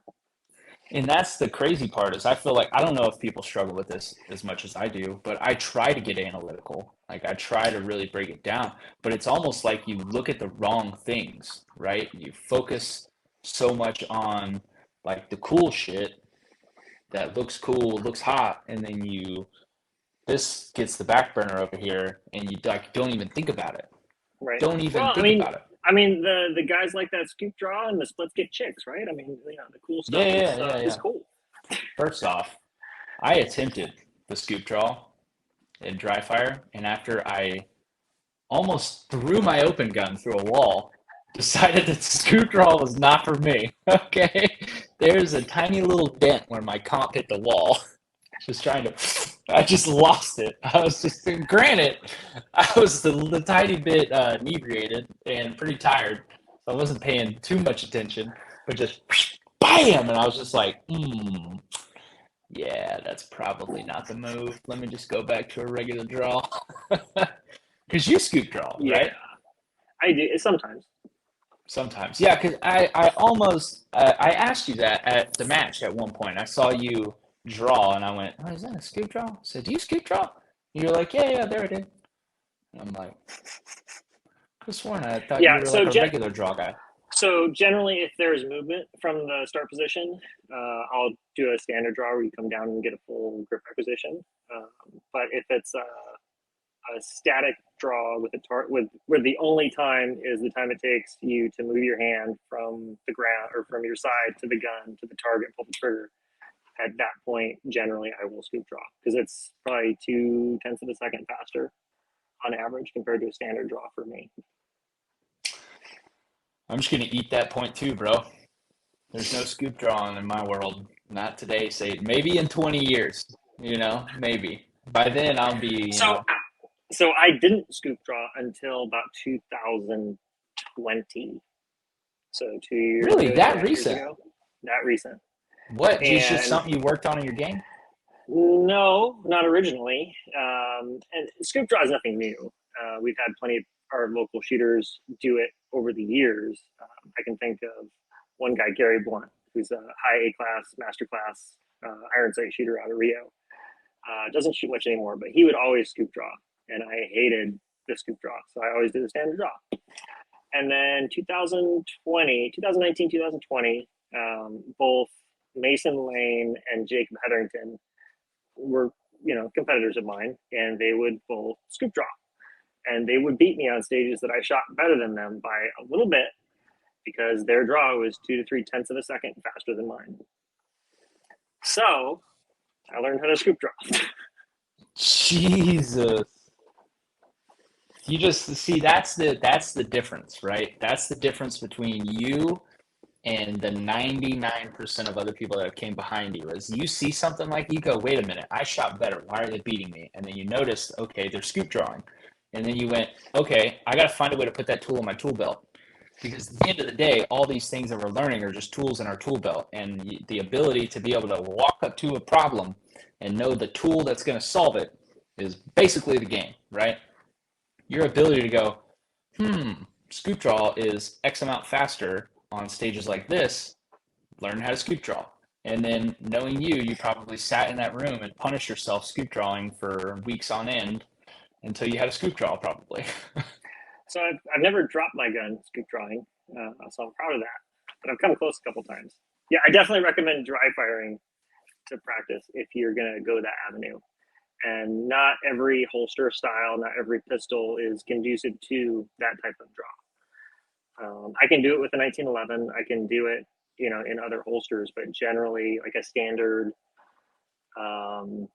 like Kydex holster, where you have more support around the pistol through the draw stroke, is conducive to that style of draw. Where a race holster or a bikini holster generally isn't. Nope. Open gun, bikini holster. I like that term. I'm using that from now on. And just a couple of cocktails will lead to a dent in your wall and an angry wife. FYI. Good to know. But yeah, the race holsters, like, what holster are you running? I run the Ghost. Ghost. But the Ghost, the CR Speed, the Double Alpha, the original Ghost, where it's like just the hanger. I don't know. Do you have the barrel? I have a barrel platform or not? support. I have the barrel support. Okay. Yeah. I prefer it. Gotcha. But the second you clear like an eighth of an inch, a quarter inch up from that holster, it's released, right? Like it's on the way to the target. Ready to go. With my style holster, like it's contained for a couple of inches of travel up. So you have more opportunity to like finish the grip acquisition on the way to the target or on the way out of the holster than you do. Yeah. Pretty neat, man. Pretty neat just to be able to see that skill, throw it into your tool bag, and then literally execute it to perfection when I saw it. Well, failure is a hell of a teacher. So, yeah. Yeah, that's pretty crazy. All right, so this is going to probably be a loaded question because, and feel free if at any point we're getting to the point where you're tired of being on here, just tell me, hey, I'm done. So I have a small glass of Weller's Special Reserve, so I'm good to go. Okay. See, that is what it's all about. I was wondering what you were sipping on in that coffee cup. I'm like, he's drinking coffee this late? Well, so I worked out a little bit ago, so this is hydration. And then, yeah, a little bourbon never killed anybody. Yeah, buddy, that's what I'm talking about. Getting Nils loose, start really hearing some stories. No, but you've done. Let's just. I mean, there's a whole lot there.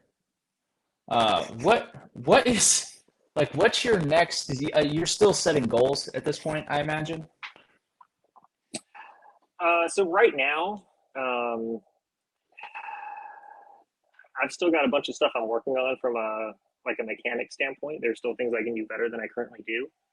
I'm still working my physical fitness, so like just getting my body to where I want it to be.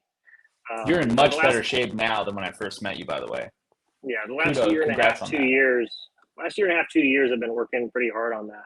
So I'm glad it's paying off a little bit. Glutes are looking Um, taut. but no, it'll be fun once I switch over to the new SFX Rival S, the steel frame, and try and do with that pistol this year what we were able to accomplish last year with our polymer frame gun.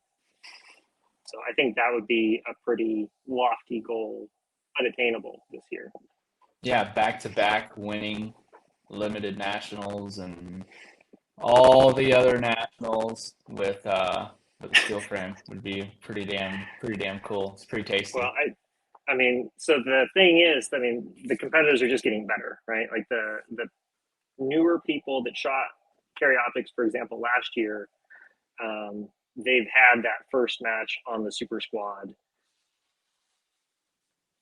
got their ass beat, and now they're going to come back on the super squad or off the super squad. If they can execute how they're capable of executing, they're going to be really stiff competition. So that'll be fun to see. Yeah, they will. And that's kind of it's almost like failure breeds success along the road, right? No, you learn, I feel, 10 times more from failure than you do from success. And Well, what was it? Michael Jordan said he missed and failed 9,000 times. 9,000, yeah, missed 9,000 shots, um, you know, X amount of finals, X amount of championships, X amount of whatever. I mean, just over and over and over, failed and failed and failed. And then that's why he is the GOAT, you know, that failure breeds success. Nobody's perfect. Nobody ever comes into this game and it just goes completely undefeated. It's never happened, ever. Unless you're Eric Rappel. Uh, what year was it he came down here and caught a schmack at the steel match? So no one's ever won everything. Um, no, so I want to say it was the Pan American. Bob Vogel beat Eric Rappel, not Pan American, the Pro Am, which is an all steel, like knockdown part time style match. And I want to say it was Bob Vogel that beat Eric Rappel there. And we've shot a couple of multi gun and pistol matches in a corporation with Shot Show, where I've beaten Eric. But on the world stage, Eric finds a way to perform at his highest level. Yeah, I mean, since he was like a junior, I think he got silver his first year, which was like 1942 or something, whatever it was. I don't know where he finished the first world shoot. I I know he think won. I know he won the worlds as a junior. At least I'm pretty sure he did. I don't know. That'd be a good history book look up. I need one of those guys like Joe Rogan has that just can like throw out the info. Like I need a Right. Jamie. That's what I need.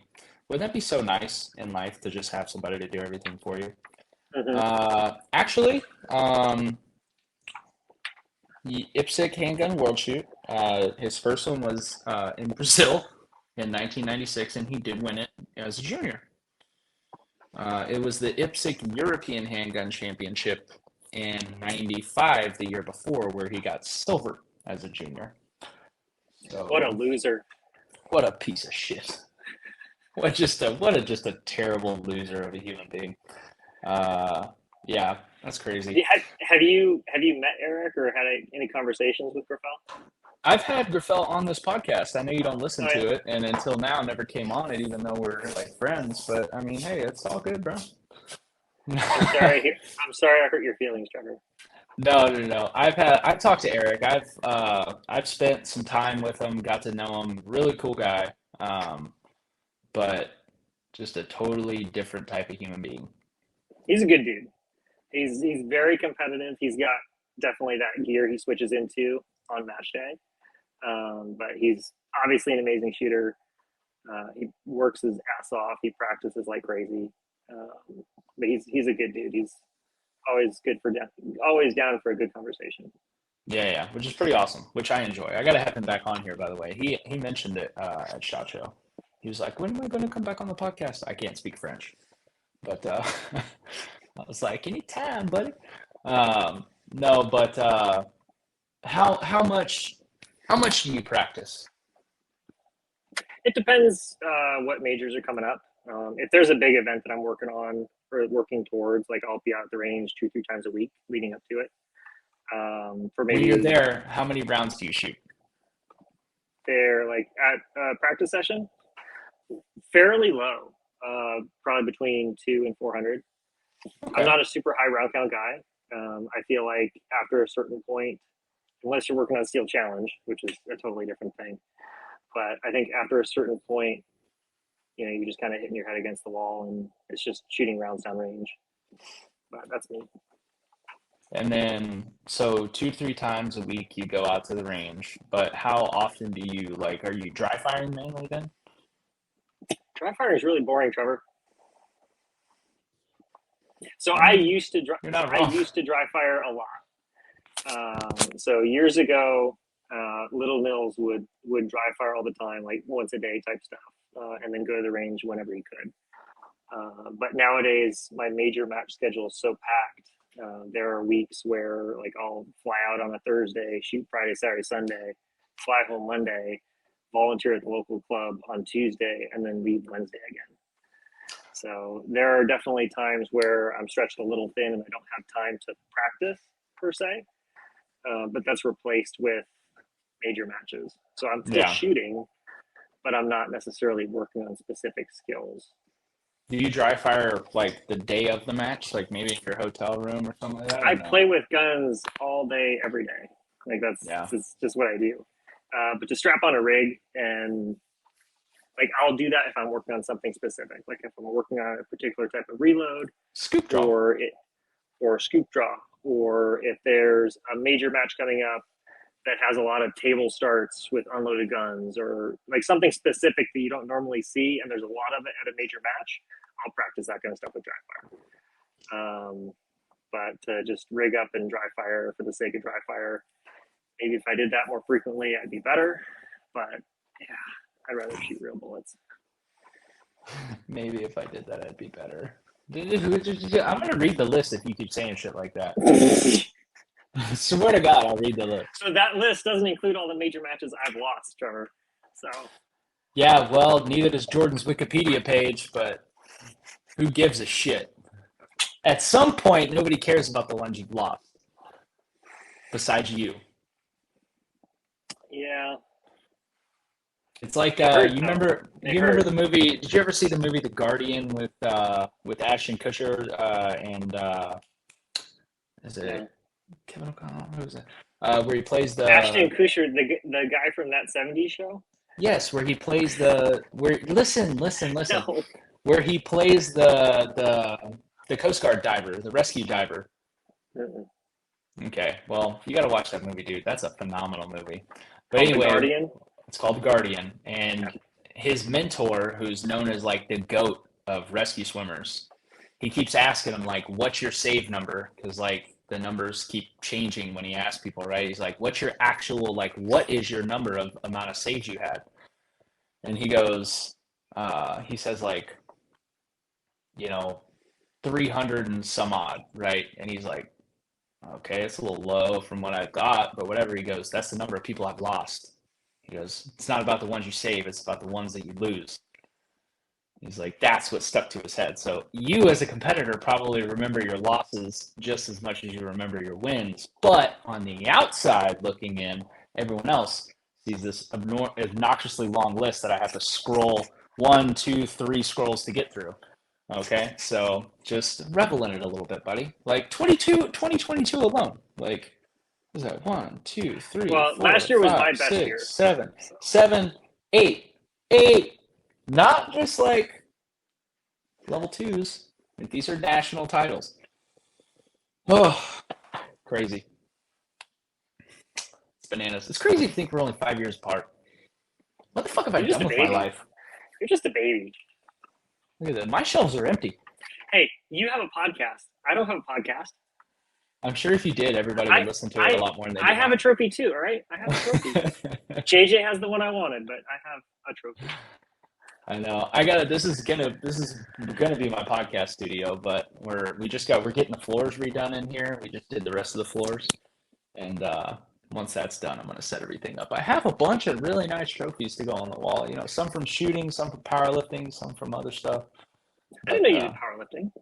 yeah, I was a four-time state champion powerlifter, freshman, sophomore, junior, and senior year. No kidding. Yeah, I've got a buddy who used to do powerlifting. His name's Marty Toy. He was telling me the other day, he showed me a couple pictures of him like 30, 40 years ago. And he's like just jacked. And he said he's like lifting like 2,000 pounds and just ridiculous weights, right? yeah, 2,000 pound total club is a real deal. Hold on. Let me see if I can find this. Yeah, if I showed you a picture of what I look like about powerlifting, you'd shit your pants. But that was many moons ago. Now I have a bad back. Yeah, that's no joke. That can't be easy on you. No, no, no, no. Yeah, it's a little brittle in my old age now.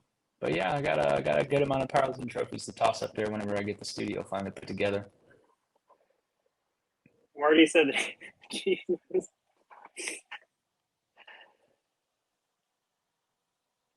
So he said that steroids helped his max lift capabilities just a little bit.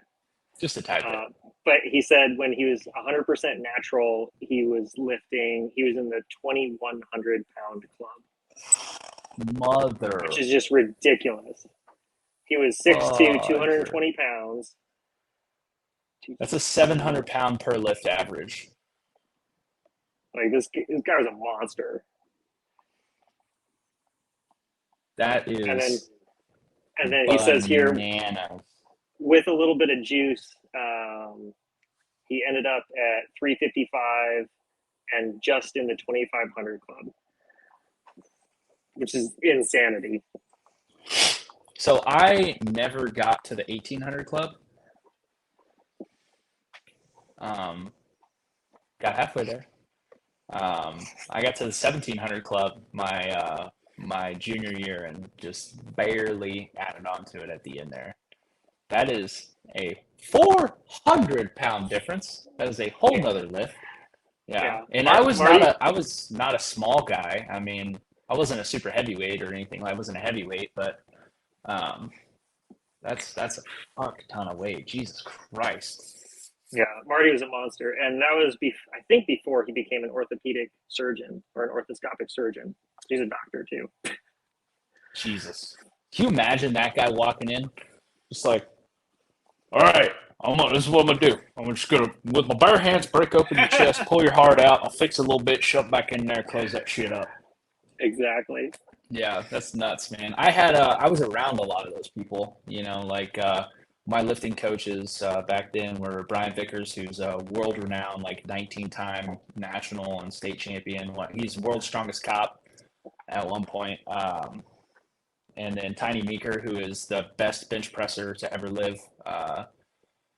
Just guy moves thousands of pounds, 1,000 plus with his chest. They're just incredible. Big around as a fucking house too. But I was around a lot of those guys that just. You ever seen a man take 855 and rep it for bench press? Nope. I have. Just like. I watched him one time. I was working my squat. I was doing box squats with 705 banded, and he goes, "All right," and he goes, "Hey, leave that there when you're done." I said, "You squatting?" He goes, "No, no, no. I gotta warm up for a bench. For a bench set, I'm gonna use that." I'm like, "Fuck you, dude! Get out of here!" But if you YouTube Tiny Meeker, it'll blow your mind. The guy just moves weight like it's unreal. But yeah. So got a long way to go before I fill these trophy cases like old. Well, you got plenty of room, and the only place to go is up. I know, exactly. Start from the bottom, work your way up. Do you have like a trophy case at your house? Do you have like all of them displayed, or at this point are you like, eh? Right now, I have a bookshelf in the closet holding a bunch of them, and then there's a pile off to its right. That's It's very insane. underwhelming. You'd be depressed. I don't think so, man. I find that stuff really cool. Like I find it neat. When I come down for like area two or something, I gotta pop in there, bother you and Jessica, see the Yeah, for see sure. the see the shelf. I think the coolest trophy I have is, I want to say it was the 2015 IDPA World Championship, and it was tomahawk laser engraved with like the division and the plate. It was pretty cool, See, that's badass. I did that over a wooden plank all day, man. right? Have you seen the wrestling belts people are getting now? Mm-hmm. Dude, the 5-year-old in me is pissed that we don't do that more. You know, like I was such a big wrestling guy. I grew up in a trailer park in Texas. I was a wrestling fan when I was a kid. I would love to have a wrestling belt. I would wear it naked around the house when nobody's home. Swear to God. You're So like, what I'm got the you into champ. so what got you into competitive shooting in the first place? Dude, I randomly fell into this. I was always a range junkie.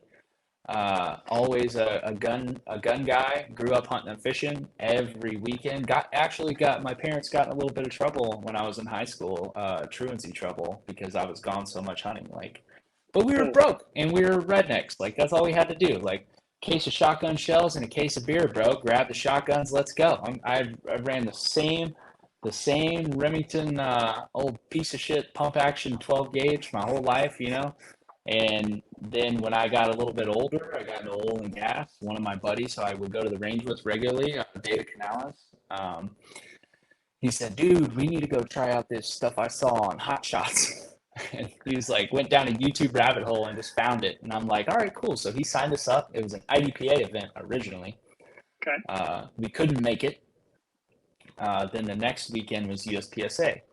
Again, driving there, he got called out to work, so I went solo and just shot my first match with an HK VP9, a holster that I got from Walmart, and two magazines. So signed up for production, really quickly switched over to limited, and then also really quickly realized that two 17-round magazines wasn't enough for that either. Um, but had a great time. I just got with the right squad. I got Marco. So that's where I Nice. met Marco. Marco was there for my first match. I met Marco. I That's met the awesome. Berries. And just fell in love with the culture, with the people, with the sport. Just from the second I got done with my first stage, I called David and said, "This is the fucking way, bro. Like we're coming next weekend. You got to try this." And we both fell in love with it. He can't do it nearly as much because he's still rig based, so he's out on drilling rigs all the time. So I was an office guy at that point, so I had a little more leeway, you know. So, but dude, just shot it once, and I'd only been a few years removed from playing football, and I felt like my life was missing that competitive fire, and I was soul searching for it, like looking for all types of different sports to get into. I've always played golf. I played golf since I was a kid, but to me, I could have gone competitive with golf. I beat the shit out of all the golf team in high school. Like I could have been a very good golfer, but I just loved golf to do leisurely. As soon as you start trying to make it a sport to me, I get pissed and I don't enjoy it as much. And just I don't enjoy competing in golf, but competing and shooting, fuck, I love it. Just everything about it. That's cool. Yeah. How did you find it? I mean, my dad started shooting a local Tuesday night steel match, so a weekly, just USPSA style steel match. And I came out and watched him for about a month, and then I'm like, I could do this. And my first match, I was shooting a Colt Gold Cup 45 Oh, with word. How with old were you? 12 with 7 round magazines. Um, Leather holster, leather bag pouches. The kind that like ankle away from each other because that's cool somehow. I don't know. And I was so bad, my dad was following behind me, picking up magazines off the ground, loading them, and putting them back in my mag pouches. And my first stage, I shot in like 187 seconds. On a stage that now I was shooting like 6. It was So about 50 pieces of steel then. hilariously bad. But no, I got hooked. I loved it, and I've been doing it ever since. That's crazy, man. A 45 Gold Cup at 12 shooting your first match. That's a whole lot of whammy there for your first go round. Yep, it's not a bad That's first crazy. pistol. Hell no, dude. John Moses Browning is giggling to death that one of the greatest trigger pullers of all time shot his first match with a 1911, bro. So let's transition. We're on an hour and 46, right? We got Are plenty of you time. We got plenty of time. Let's transition to who are the give me your top three favorite competitors to compete against. People you just thoroughly enjoy competing against. Past and present. Past and present. So I think presently one of the greatest shooters that I know, younger guy, crazy, crazy good, Jacob Hetherington. He would definitely be on that list. You got to throw Robbie in there just because of everything he's done, and I really enjoy shooting with Rob. For a third person, I'm gonna go a little crazy and say Phil Strader because he keeps it fun. He can connect on a stage and beat everyone on planet Earth. Like if Phil's on, it doesn't matter how good you are, Phil's gonna beat you. Yep. He's not on that frequently, but when he is, it's awesome. But when But he's on, him and Robbie, the banter that they have back and forth shooting on a squad together is absolutely hilarious, and you'd bust a gut laughing at all their jokes. So oh I'd my probably say God. those three. So Rob Latham, Phil Strader, and Jacob Hetherington. That's a hell of a list. Dude, I wish that I would have started younger so I could have gotten to shoot with those guys like that. Like, I don't know if I'll ever get to shoot with Rob Latham. You know what I mean? He And doesn't shoot like, that much USPSA anymore. Like I he'll know. shoot single stack nationals, and that's about it for like major USPSA events. Does And he he's still shoot transitioned y'all's more local at all? very rarely. He's transitioned more into precision rifle and like long range rifle stuff. And he's always been a big shotgun fan, so he's got his Kragoff, K whatever that costs $20,000, and Yeah. so he's Those got some guns nice are- shotguns. He's gotten really big into PRS, so he's been doing that, and he's enjoying himself. Yeah. But like that's the like I would have loved to have gotten to shoot just alongside that guy. Just Shoot IDPA. He still shoots IDPA every once in a while. all right, I'm gonna have to get with you after this and find an IDPA match where you and him are gonna be there, and I'm gonna sign up. I'm gonna come do it, try to squad with you guys, because I would love to just fucking witness you and him on a squad together, and like that would be incredible. And Phil Strader, I haven't gotten to shoot on a squad with him, but I have been to enough after parties with him to know that he is a fucking good time. That guy, he tried to kiss me at this last one. Loved it. Yeah, we don't talk about that. He's such a good guy, dude. He's just so funny. He's a good time anywhere he goes. Like, even Yeah. for the shoot off, when he was getting ready to shoot off, he goes, like, I'm standing there and I'm asking Casey Reed, like, hey, I've never done one of these. What's the scenario? And he goes, well, what are you thinking? I told him my strategy, right? And he's like, yeah, sounds like a good strategy. Could work. I mean, you just got to be quick with this and quick with that. And Phil goes, I'm just going to shoot the plates, man. Yep. Just gonna shoot the fucking plate, see what happens. And he said it so nonchalant. I'm over here freaking out, stressing out about like how I don't want to embarrass myself in front of these people. I gotta do good. I'm debating strategies and all this other shit. And he's just like, I'm just gonna shoot the fucking plates, bro. Like then if I don't, I just go drink a beer. Like yeah, whatever. Just like the yin and the yang of that of just somebody who's been there that many times and just goes, yeah. And somebody who's new to it doing their first time, just like, oh my God, oh my God, oh my God. Like he's such a funny Yeah. dude. No, he's hilarious, and he is a national champion. Yep.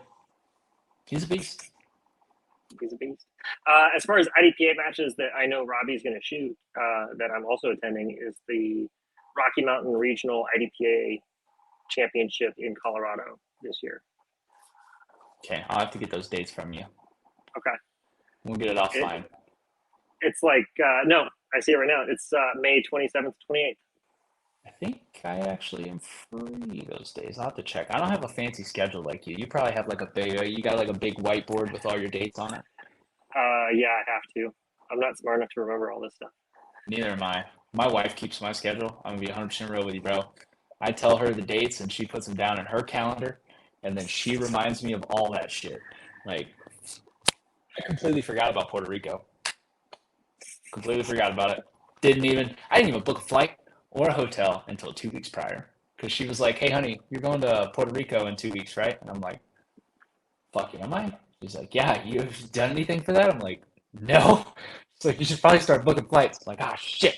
So I got like my work schedule, like my schedule for everything is for work, right? So I don't, like, this is, until this starts paying more than my work, this schedule stays separate type deal. But yeah, kind of fun. No, I hear it gets pretty hectic, and I mean, I think I shot 23 major matches last year. So either a state area championship, so regional level, a big three gun match, or a national or higher level match. I think I shot 24 of them last year. Jesus, that's one thing that people forget is that, like, yeah, you're one of the most dominant pistol shooters of all time, but you are also one of the best three gunners. Like, your three gun resume is pretty impressive. It's the I only mean, nationals that I shot that I didn't win last year was multi gun nationals. I finished fourth. what happened? Rifle break? I didn't practice at all and didn't shoot very good. Three gun's hard. Well, it There's so happened. much stuff that can go wrong, and like, even if all your gear works, like a couple of mistakes here and there are very costly in multi-gun. Multi-gun, or three gun in general, is all risk mitigation, right? Like you can shoot one gun better than everybody else, and it almost doesn't matter, right? Like you're mitigating risk everywhere, and that's the game. That's the sport. It looks like a lot of fun. I want to go to my first three gun major. I haven't been to one. Shot some local matches. I feel like I'm good at it. I shoot a rifle pretty damn well, and I shoot a shotgun really damn well. But I've bird hunted my whole life. Like Gotcha. I've probably shot 4 million shotgun shells in my Jesus. time. Like I've done Argentinian dove hunts out the wazoo. I used to dove hunt literally off my front porch. But again, trailer park in Texas. You miss, you Right. shoot a meth head, nobody cares. Just kidding. Just kidding. But I've shot shotguns way more than I have pistols, which is crazy. I haven't shot pistols that much when you think about 4 years of competition. I haven't put that many rounds down range. Well, and how much do you Um, shoot a year? Like 20, 30,000 rounds? the first year I took this seriously, you're gonna laugh at this. You're gonna laugh at this so much. I shot well over 100,000 rounds when I was Really? like probably my first full year of like finding the sport. Like a couple months in, I just decided like, okay, to get good at this. This was my thought process. Tell me if you think this is hilarious. I went, okay, I'm 25, 25, 25, 24, 25. And I go, okay, Checks out. most of the best shooters in this sport, almost all of them started at a significantly younger age. So they have X amount of rounds and X amount of years ahead of you. What's the best way to mitigate that? Fucking play catch up, right? So I thought, and again, like dry fire, meh. I'm just gonna go plug away and shoot thousands and thousands of rounds and just wasted 95% of them. Just fucking set that money on fire, threw it in a dump. And then the next year thought, okay, I got to kind of structure now. Let's keep that pace. Let's keep shooting this much, but like try to structure it, right? So kept shooting like a stupid amount of rounds and then dry fired more. And then this last year I was like, okay, like you got to process now. Let's dry fire mainly. And then I probably live fired last season, maybe 30,000 rounds, Okay. That's 30, pretty, and that 30, includes 30 to and that 40. includes matches. That includes major matches, ammo, and stuff like that. No, I do not include major match ammo in that because I have no idea how many Gotcha. of those I So shoot. just like locals in practice, you're about 30. Yeah, yeah. And this That's year I'll pretty healthy. probably be around that 30 or 40. I might bump it up a little bit closer to nationals, but maybe not. Gotcha. And do you reload or you buy factory? I reload. So that's like $1 million worth of primers then, huh? Yeah. Yeah, that's hurting right now. I luckily I have some great people that support me in the sport. So luckily this last year, primers weren't a worry for me. Okay. Neither were my components, so I'm a little spoiled. Um, but at the same time, you gotta that tap turns off at some point. Yeah, like the last couple of years have been interesting because, I mean, obviously the costs have been exorbitant, like last 2.5 years, because of everything that's been going on. But availability has also like been hit or miss. Like sometimes you can't even buy it for $120 a thousand, which is an astronomical price. It's like 4 times what it should cost. Um, and I had thought that we would have seen a larger drop in participation in USPSA and IDPA and like local matches, and that really hasn't been the case. Like there was a small downward trend, and then like Jessica and I run a monthly USPSA match, and I want to say we've got almost 120 registered shooters for the weekend, Jesus, and like it's a that's good local. as busy as it's ever been. So I don't know what's going on. Yeah, I mean, I feel like more and more people are just buying factory ammo though at that price. You know what I mean? So That's people are why I just showed in like, Puerto man, Rico. I think before Puerto Rico, I went down to True Shot Gun Club and picked up a couple cases of 124 grain PMC, and that's why I shot through Mechanic. word, baby, word. Have you haven't played with the ammo sponsorship type deal? I'm sure you've been offered them. You just need. So I'm super fortunate. So I still work with Berries Manufacturing, who manufactures projectiles. I reload their 124 grain hollow based round nose, like double struck thick plate, which is a great projectile. Um, I had an ammo sponsor years and years ago, and they have since changed names and like had a whole bunch of like you know takeovers and all this kind of stuff. But so the original ammo company I was sponsored by was called HPR, and that stands for High Precision Range. You would know them now as Ammo Inc. Oh, yeah, yeah, yeah. Yeah. Crazy, crazy, crazy, crazy. You've been But around, yes, dude. free ammo is a great training tool. Yeah, yeah, yeah. It is. I've been super fortunate. Um, why I don't know. People have been so nice to me and giving since I've been in this sport. It's crazy because in other sports it's not like that. It's just not. It's not at all. In the other sports worlds, the people are not like they are here, and I think we lose sight of that. Like in the powerlifting world, nobody wants to help you at Really? all. No, fuck no. They don't want to give you any advice. Like if you don't pay for a coach, you're not getting lessons. If you don't put the work in and like a sponsorship, what the fuck is that? Like there's a couple of handful of people who get sponsorships and they get them until they die and the next person takes it after they die. But like there's little bullshit sponsors, you know what I mean? Like influencer programs, but it's not like it is here. It's not like a company will literally get behind you because they believe in what you do and like, okay, let's full bore send this, right? And same with like I got buddies who race motocross professionally.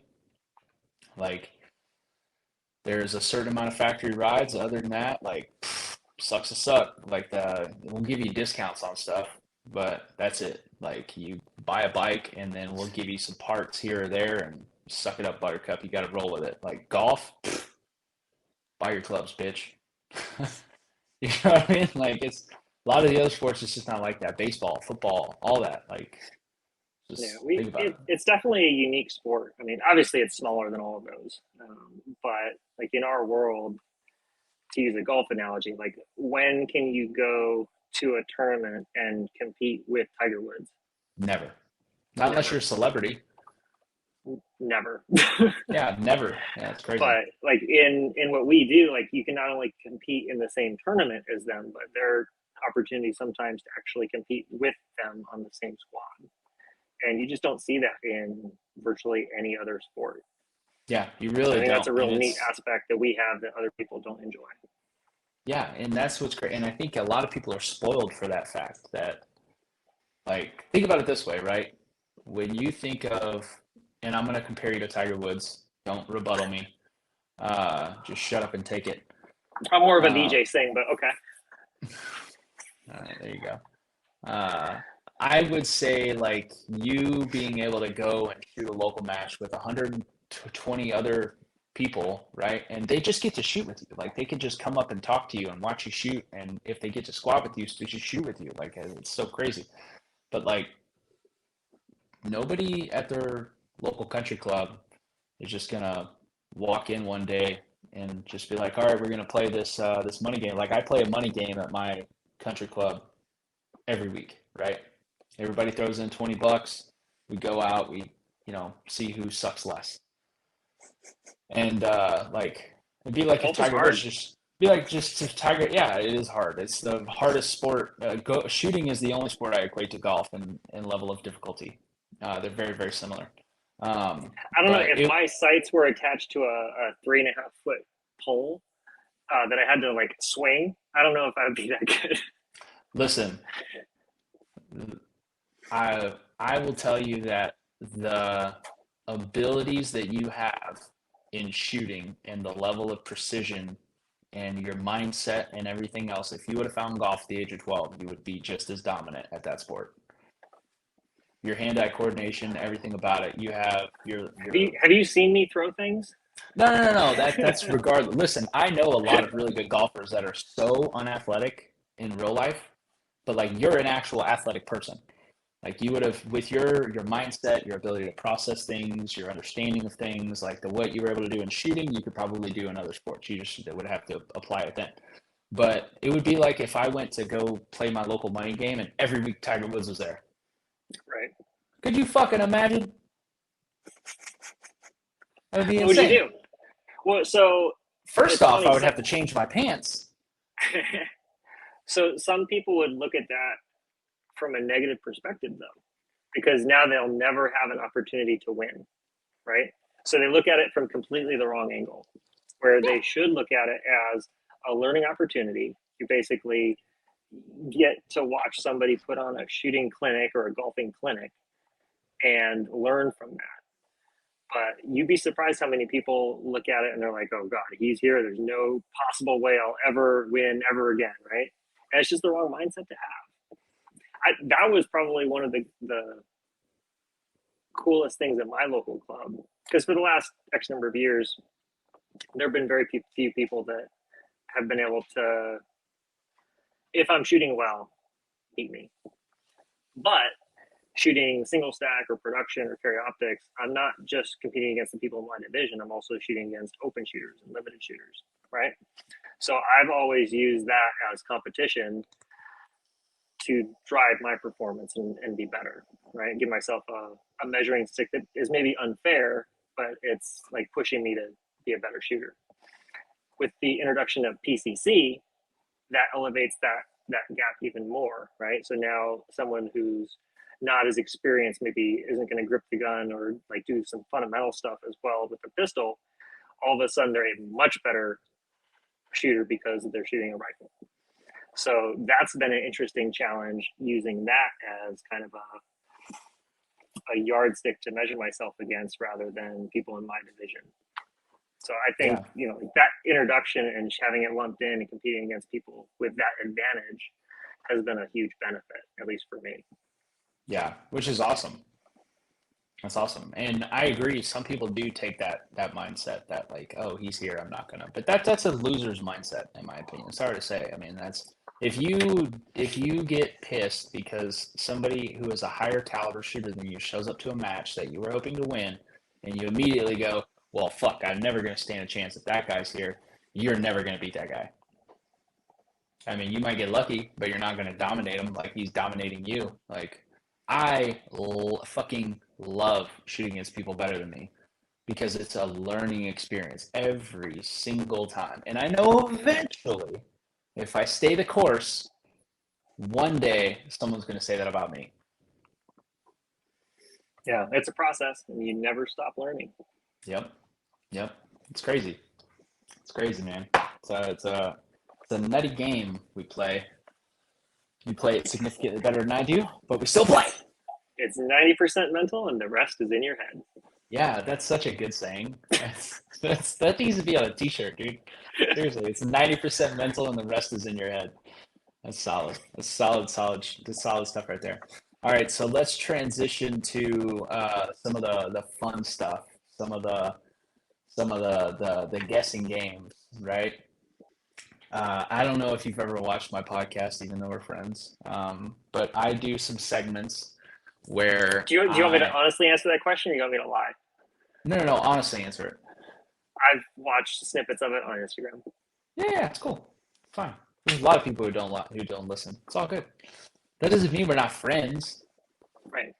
I don't see all of your Instagram You know, it's posts. it's not that I don't like your podcast. I just can't stand your voice. It's fine. I can't stand listen. I can't stand my voice either. I can't fucking believe people listen to me for this long. It is bananas. When I look at the analytics for this thing, I still to this day have imposter syndrome. I'm like, there's no way that many people enjoy listening to me talk. Like it's my wife doesn't get it at all. My wife's like, how many people listen to this episode? And she'll be like, show me. She's like, that's bewildering. I can't listen to you for 5 minutes. I don't know how they do it for 3 hours. And I'm like, oh, thanks, honey. Appreciate it. Love you too. Thanks for the But support. yeah, thanks for the support, honey. No, she's supportive. But we're gonna get into. I like to do some different segments, and I kind of trailed away from them on the last couple episodes because the connectivity issues we were having. But we're gonna try it now. This seems to be a I'm better ready. platform. Yeah. All right. Are you ready? Let's do it. Stand by. Okay. Uh, if you could build a Mount Rushmore of shooting, who, and you can put yourself in here because 90% of the people put you in this. You are allowed to put yourself. Who would be on your Mount Rushmore of shooting?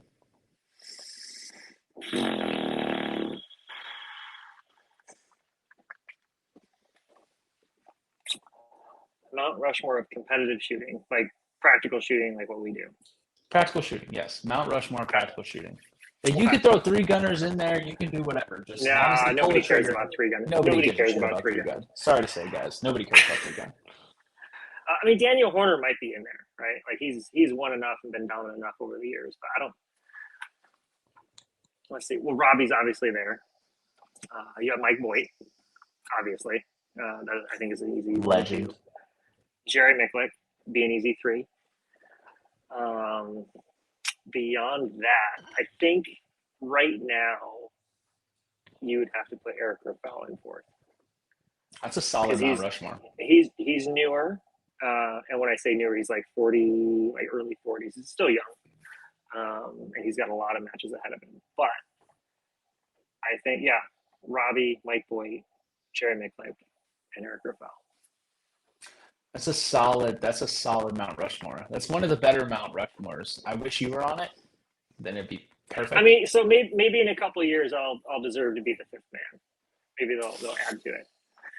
Listen, you're on a lot of people's first four, so don't hold yourself down. We had this conversation.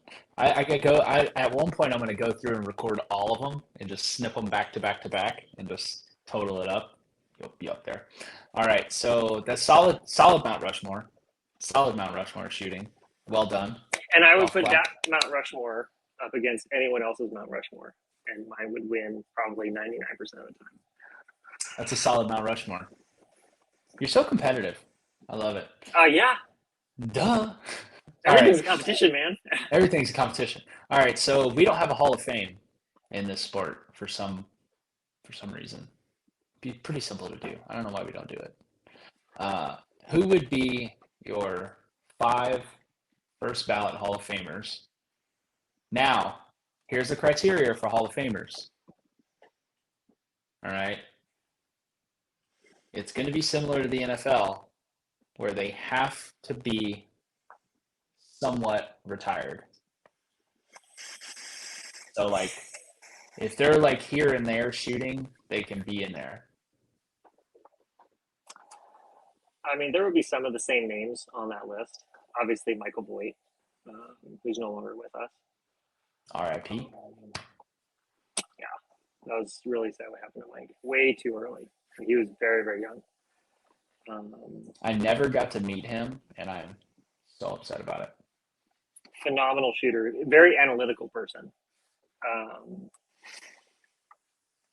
Yeah, you probably heard me say something to the effect of, I would have won if I was just faster and more accurate, or something I like heard that. you say that to you said that to me at this last match when I was like, "Damn, I think I came over. You're like, how'd you finish?" I said, "I got fifth," and I was like, "I wish I would have gotten first." He goes, "Yeah, well, just shoot faster and more accurate next time," or some shit like that. I was like, "Oh, thanks, Nils. Solid That's advice." that's very much a Michael Voigt saying. Like he would like,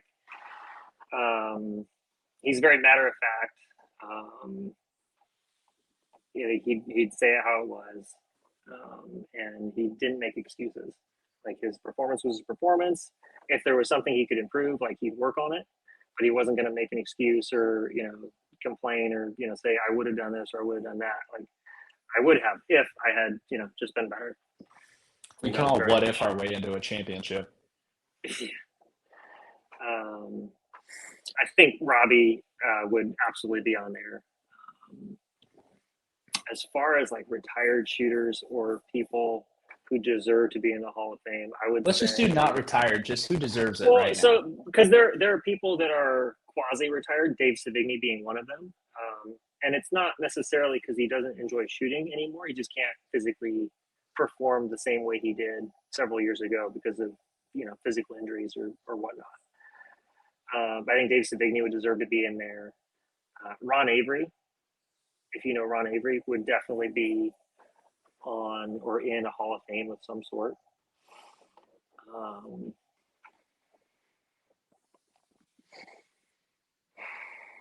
You got one Brian Eno. left. Brian Okay. Eno.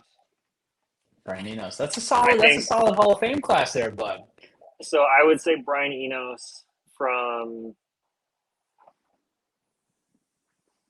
Brian Enos was the yin to Robbie's yang, right? So they came up together very similar. Um, Robbie was always he was like fast and you know inaccurate and like he came from that side. Brian Enos was like controlled and methodical and like thought everything out, and he was very um, smart in that way. So they came from very different worlds, and they kind of met and evolved together. So I don't think Robbie would be as good as Robbie is without Brian, or the other way around. But yeah, Brian would be That's awesome. number five. That guy's literature, man. It's a little Shooting much. beyond the fundamentals. Yeah, it's a lot. But if you can read through it, incredible. That's incredible. That's a solid. That's a solid Hall of Fame class, man. Some gold jackets up in there. Uh, yeah, yeah. That's pretty awesome. All right, Who would be your Hall of Fame? my Hall of Fame is dead set and never going to change. I've said the same five. Let's hear it. All right, Rob Latham. Sure. All right, uh, Mike Voigt, Eric Raffel, You said you. you said semi-retired. Eric Raffel does Yeah, not yeah, yeah, fit but that but I criteria. I put the semi-retired in for this one, but I thought about it and we're taking it out. So the rest of them haven't been semi-retired. Eric Raffel and you. When Hall you of Fame. think of long-term dominance, those are some of the most dominant and influential people to ever play the sport. All right. Rob Latham has been on a tear since Moby Dick was a minnow. Mike Since Voigt Moses parted the is, Red Sea. yeah, I think he was actually there. I think he like held Moses's backup staff when he parted the Red Sea. I Well, hope you he don't doesn't. think Moses carried both tablets down from the mountain, do you? No, no, no. Rob did. Rob was the backup, dude. His first alpha was actually. This is a long, long. This is a falsity that people have believed forever. His first like dead center alpha was actually with a slingshot and a rock against Goliath. It wasn't David. It was Robbie. He's gonna hit me in the face when he first sees me. If he's listened to this, if he's ever listened to one of my episodes, he's gonna hit me in the face, and I'm gonna enjoy it. So Robbie's got a really good sense of humor. And I'll tell you a joke that he told me that was hilarious, and hopefully he doesn't get mad. So Robbie's a bigger guy, right? He wasn't always that way, but he's a little on the thick side. He used to joke about his favorite restaurant. What do you think Rob's favorite restaurant is? No idea. The Golden Corral. Oh, yes. Why do you think that is? Hit me right in my white trash DNA. I So don't know. Robbie's favorite restaurant is the Golden Corral because the second he walks through the door, he is instantly transformed into a supermodel. That's so true, though. It's so bad, but it's so true. Oh, the average weight at a Golden Corral's got to be 3 pills plus, kids included. Probably not wrong. But yeah, Rob and then Mike Voigt, like sport would not be what it is without him. It's simple as that. Period. Eric Raffel, one of the most dominant forces this sport has ever seen. You, one of the most dominant forces the sport's ever seen. I mean, it's crazy. I'm trying, man. I'm doing Crazy, what I can. man. Crazy, crazy, crazy. All right, now this is the fun one. All right. Now, I am going to allow you to include yourself. But for sport, you don't have to. But we're going to go through and each nationals for this upcoming season, pick your favorite to win it. Now, clearly you're going to pick yourself. And I'm sure in your heart of hearts, you know that that's probably what's going to happen, right? But you can feel free to pick someone else if you don't feel like putting yourself in all these categories. Are we talking about one match specifically or every major match this year? We're going to go through the division. Who's going to win Okay. each division's national title? All right. So what's the first one come up? Carry optics? Carry optics. Well, so I just learned how to shoot a dot recently, so me for sure. Yep. But the question is, who's second and third? All right, we'll do that. Top three. We'll do top three. That's a good one. Okay. All right, top three. So I'm obviously being hopeful because we already went over my goals for the year, and that's to show the steel frame, hopefully at the top of as many matches as we can muster. So, carry optics. Let's hope I manage to pull out another win. I would say second place. Man, we should do top five, but if I'm gonna let's do top five. We can do top five. We can do top five. Top five. First place, myself. Second place, let's go JJ. Third place, Jacob Hetherington, who is shooting carry optics this year. Ooh, yes he is. Yes he is. Very dangerous shooter, man. When that guy's on, he's fucking on. So fourth place,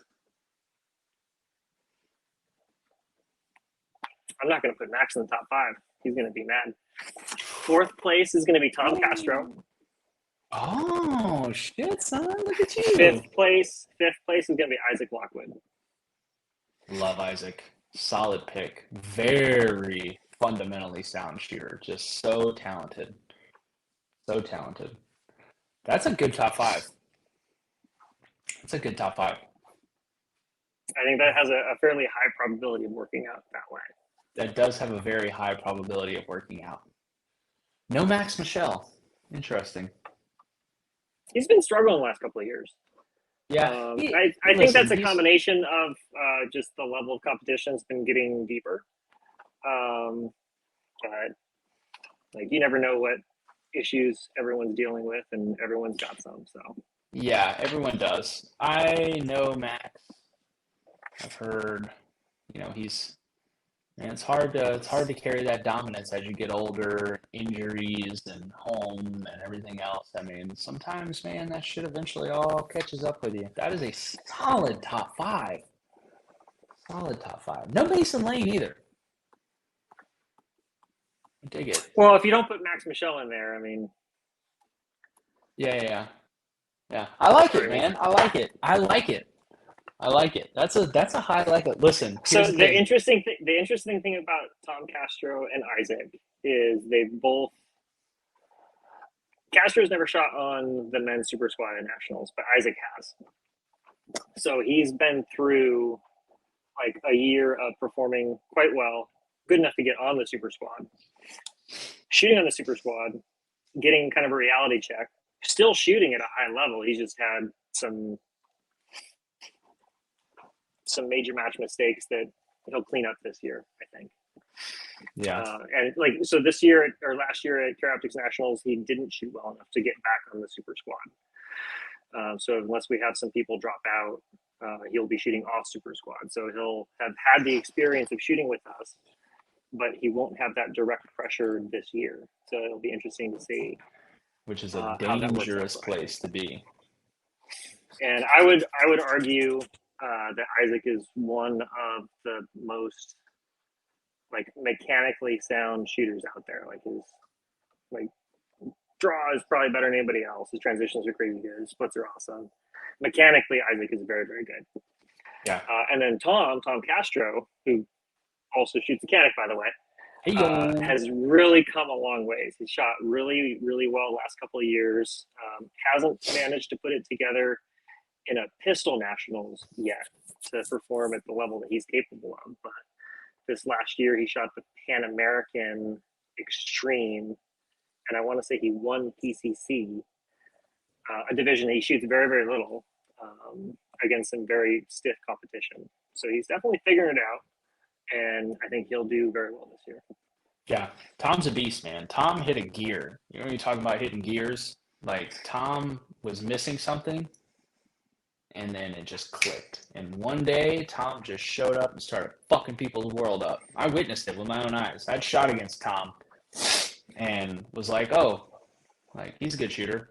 And then a couple months later, I was like, what the fuck got into that guy? Like, just hit another stride, man. Just figured something out in his game and just ran with it.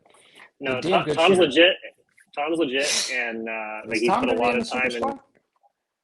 I don't know if he is or not. I'll have to check. That's a guy who I think the super squad pressure won't get to him much. Let me see if I can pull up results from last year real quick.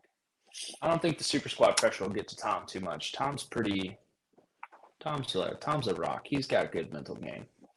Like I said, he learned a lot the last couple of years dealing with some of those stressors. So I think he'll do quite well. Yeah. All right. What's the next match as I'm pulling this up? We'll just go division by division, man. Let's start with Revolver. You can do top three for Revolver. You can just give one for Revolver. Nobody cares about Revolver. Yeah, okay, yeah, moving on. Single stack nationals. So I would guess that Michael Pogge will probably win Revolver again. I would hope that Rich Wolf pulls an upset on Pogge. But it seems like Michael's been fairly dominant in Revolver the last several years. So little Nilsy pulls out a revolver and goes to work, baby. Ain't nobody got time for that. And they have a combined Iron Sight National. So they've got limited 10, production, single stack, and Revolver all in one match. So I know. I'm going to go shoot limited. Let's see. Carry Optics Nationals. Tom Castro finished. Tom will not be on the super squad because now that I think about it, he had a rough Care Optics Nationals last year. Isaac Lockwood finished 26th at 88%. Tom Castro finished 30th at 87.6%. Yeah. That happens, man. Good shooters suck at nationals something. Dude, I still have not been able to put a good nationals together. To be fair, Tom had one of probably his worst matches of the year at nationals. And he still beat some really good shooters. Kwanzaa Kim was 2 spots behind Tom Castro, and Tom had 7 deltas and 5 mics and a procedural, which at nationals is a lot. That's a lot. Especially shooting minor. But, I mean, some of the people he beat, so Kwanzaa Kim, Mike Seeklander, Shannon Smith, a lot of really high-level shooters he still beat. Phil Strader. Yeah, so, good shooter. Tom's a beast. Yeah. All right, single stack. I don't even know who's shooting single stack. So the problem with Iron Sight Nationals this year is there are going to be a lot of divisions that are diluted because it's so spread out. Yeah. because I can't win limited, production, and single stack all in the same match, right? So I think that the high staff day, level. you can manage 2 of them. So I unfortunately think a lot of the high level talent will be diluted because they have to pick a specific division. I'm going to pick production. Well, let's go to production then. We'll go to production, and then actually we'll do limited first. Who do you think's gonna? What's your top 5 for limited? Wait, hold on. You're shooting production instead of limited? Hold on. My earbuds just died because it's.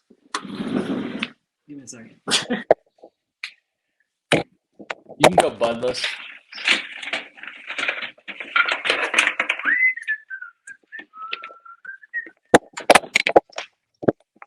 I don't know where my case is.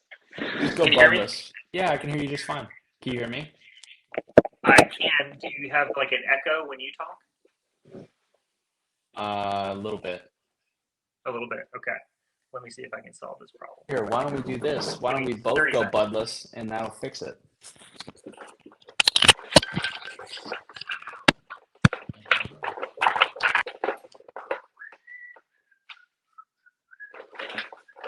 Can you hear me?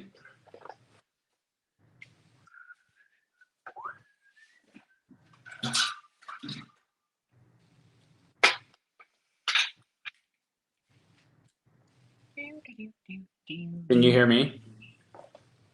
I can barely hear you. That might be a phone volume problem. Got like stuff everywhere.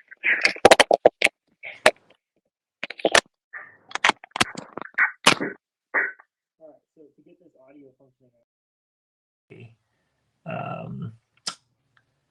iPhone like wired earbud. What'd you say? To get this working, I'm gonna have to find a iPhone earbud cable or converter. Because iPhone doesn't have a headphone jack anymore. Stupid Apple. Yeah, how stupid is that? Can you hear me all right, though? Yeah, I can hear you fine. Oh, well, let's just keep going. Who gives a shit? It's fine. Well, I'll give my earbuds a couple minutes to charge, and then we'll be back in business. But yeah, I can hear you just fine. All right, so first off, you're shooting production instead of limited? That is correct. I am so heartbroken right now. Why? Because you're not going to just try to go dominate with a minor gun again and kick everyone's ass in limited? Yeah, shooting with a built-in disadvantage really sucks, Trevor. Yeah, I know. It would just be hilarious. Just be fun to rub it in people's faces, right? But as far as limited nationals, I would say, because I know John Browning's shooting it, I'm assuming Shane Cooley would also shoot that. Gorka would shoot limited. Manny Bragg would shoot limited. Blake Miguez would shoot limited. I'm shooting limited. Trevor Cotter is shooting limited. Boom! Nils said my name! Throw me your top 5, and I will laugh you out of the room. So let's go John Browning first. What? Because I love he's John. Due. He's due. I love John, and he's due. And if he shoots a normal match without any major mistakes, he's a tough competitor to beat. So let's go John Browning, Blake Miguez, Shane Cooley, top 3. We'll just say. But so the caveat to that is Scott Brown, who finished second in limited nationals last year. Scott's going to be shooting on the super squad, so that's going to be an interesting dynamic to see if he can hold it together. But if he can, obviously Scott's capable of placing top 3 as well. Scott's a beast, dude. And he's so young. It's impressive. But from track record, let's say John Browning, Blake Miguez, Shane Cooley. It's a solid top 3 pick. I've picked Giordano. Okay. For this year to be somewhere in the top 5. I think he's due for a top 5 finish. Yeah, I can see that. Yeah. His big thing is just consistency, right? Yeah. Like nationals isn't a match to go balls to the wall and try and win every stage. It's a little bit of risk mitigation, shoot within your capabilities, allow the people around you to make mistakes without making any yourself. That's more what you need for a game plan for nationals if you want to have the opportunity to win. And as of right now, Johnny hasn't been able to put that together at a major match.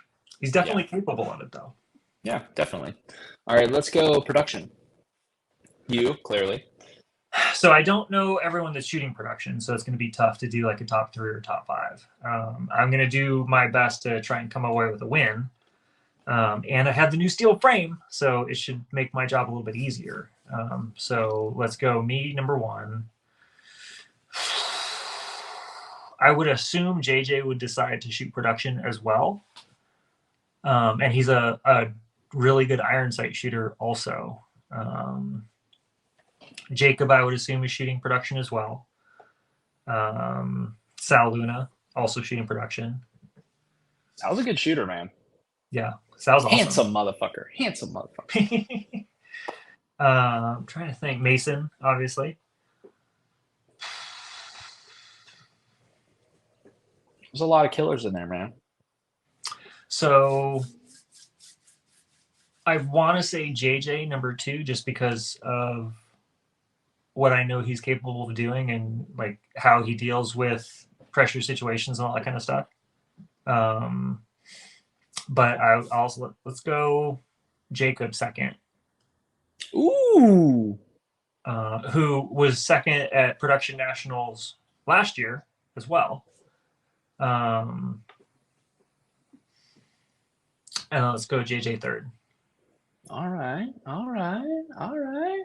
That's a hell of a top 3. That would be a fight, man. That would be so cool to watch. That would be fun. And then, of course, I think I would have been your 4th pick in limited, which is fine. Yeah, so Trevor 4th for sure. Yeah. And then Jessica Jonathan 5th place overall. It's about right. I might put Jessica 4th if she's shooting against me. We'll go Jessica me. Yeah. She's a beast, man. All-time queen, dude, over there. All-time queen. Yeah, in Puerto Rico, when she switched from, gotta be careful and not make any mistakes to raw time, screw the points. She shot amazing. Awesome, dude. I told her at one point, I think I said, dude, we should just shoot like this all the time. What are you doing? Like, You're fucking killing it. She was shooting stages fast as fuck. Yeah. And getting like 3 Charlies. And I'm like, so why shoot conservative if you could just do this all the time? Just Well, so her version of, balls to the wall doesn't allow her to, go that crazy. She still wants to see what she knows she's supposed to see visually. And she knows how to grip the gun. She knows how to press the trigger. So kind of getting out of her own way and, just letting the stage happen rather than forcing it can be good. Yeah. So what do we miss? Single stack. Single stack. Yep. Dave Savigny. Where is he shooting single stack nationals? He might. So Dave Savigny first. Rob Latham second. John McClain third. Oh, I like it. You think so Rob might shoot single stack nationals too? If there's a match, a USPSA match he'll shoot this year, it would be single stack nationals. Well, I can't wait because I'll be there shooting limited, and I will definitely try to pop over and watch Rob. Nice. I got to watch him at Area 2 in Prescott. Okay. I didn't get to talk to him because I didn't want to bother the guy, and he was busy kicking ass. But that match was terrible, by the way. Blah. So the match was great. Range is great. It was like 20 degrees and snowing the whole night. It was terrible. I brought no cold gear. I was in shorts and my jersey. Because it's in Arizona. It's the desert. It's supposed to be hot and sunny, right? Yeah. Yeah, that was awful. In fact, way better. Dude, the first day I was shooting pretty damn good to the point where I was like I think I might have even had like a couple of points lead at some point. And then second day, bro, just Yeah, didn't hands no worky. Dexter won that one. yeah, Dexter won that match. I was gonna Yeah, say. Dexter came up and just put a fucking beating on me. And if you look at the stages, it's like good, blah blah blah blah blah blah blah blah blah. Second Really? day when it's freezing and I'm just miserable. I was like, at one point, I think I like deboed the Williams sisters off of their heater because I was just like, I need heat, guys. My fucking hands are so cold. Can I come in here? I just squeeched in. I was like, hey, everybody, I'm gonna borrow this for a second. Right. Thank you for the heater.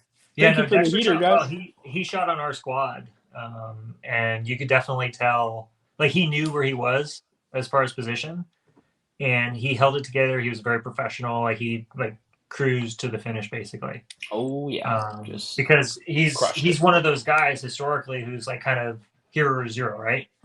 Yep. And he was not that way at all. Like he did exactly what he needed to do. He didn't make any mistakes. He shot within himself and like finished very, very well. Yep. All right. So what's is that all of the Iron IDPA divisions? World Championship. You forgot about IDPA Worlds.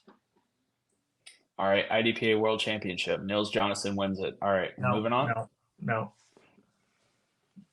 I'll probably get DQ'd for something. I don't know. I can't think of what yet. But Don't put that fucking evil out there, bro.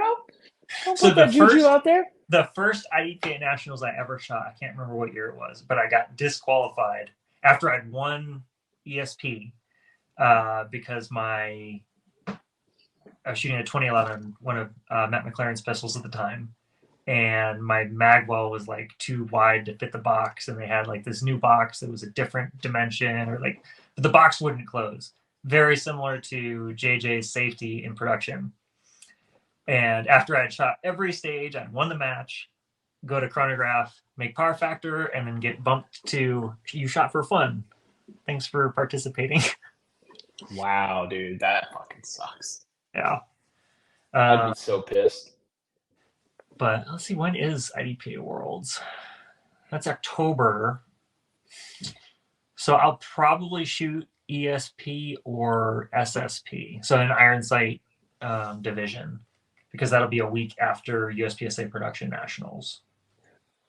I think I might be going to that one on a sponsorship spot from Ghost. Cool. So yeah, that's in Talladega, Alabama, if I remember correctly. Yeah. Which is an easy one for me to get to. It's a 9-hour drive. Fuck it. Yeah, that's not bad. No, not bad at all. That's about the max distance I would drive to a match is 9 hours. Yep. Let's go to we already did carry optics. What are we missing? PCC and open? Is that all that's left? Nationals. I don't know multi-gun, bro. And they've got like 8 divisions, so it's impossible. But yeah, I'll probably shoot TAC or whatever their new stealth gun modified, hokey division with red dots on limited guns is. Well, then you'll win that one, and we'll be good to go. Daniel Horner will probably win. So for that, the top 3 for that, let's go me, Daniel Horner, Nate, whatever his last name is for the AMU. Word. All right, let's go PCC Nationals.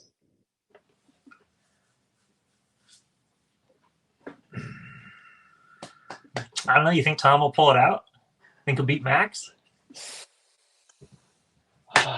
Dude, it is hard to bet against Max Leograndis. Every year you think someone might be throwing him. It's like Max Michelle and carry optics for the first couple of years. You're just like, is it going to happen? Yeah, no, Max is a great PCC shooter for sure. Tom's a fucking savage, though. Pardon? Tom's a fucking savage with that PCC, though, man. Oh, yeah. Yeah, Max would be hard to bet against. Justine was, 2% behind Max, though, last year?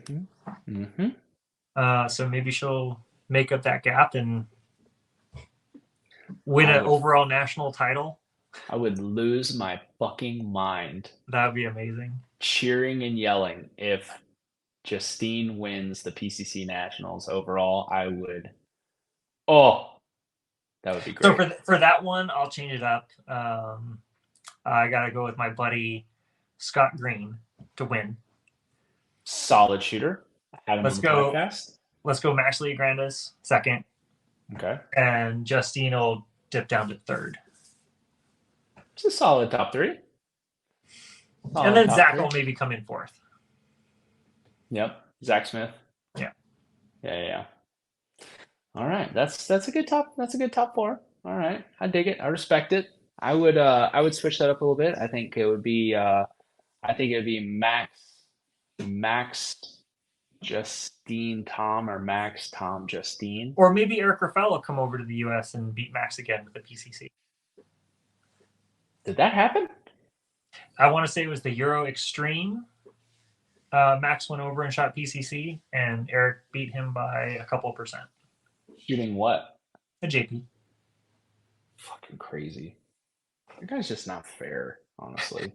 It's annoying. Yeah, Eric's good. He's good. He's all right. I mean, you and him are just okay. Fine. So what are we missing? Open. Open. Oh, I mean, Christian's going to be pissed.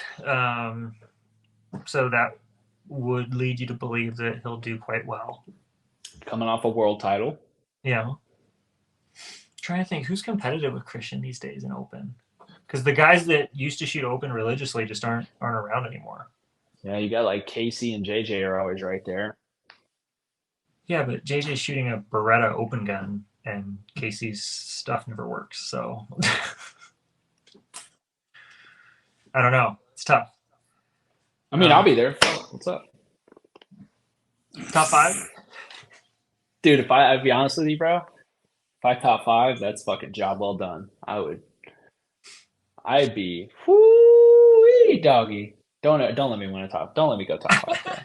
You let me get top five, you'll never hear the end of it. Well, so I'm just trying to think who's like legitimately competitive with Christian in the U.S. And there aren't that many people that are able to really hang with him. Outside of JJ and KC, I don't. Tilly.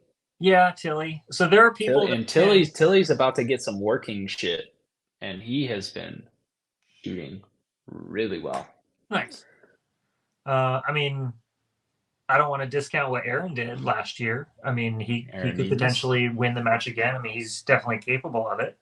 Yep. Coming off a little bit of an injury, but by then he should be good to go. Yeah.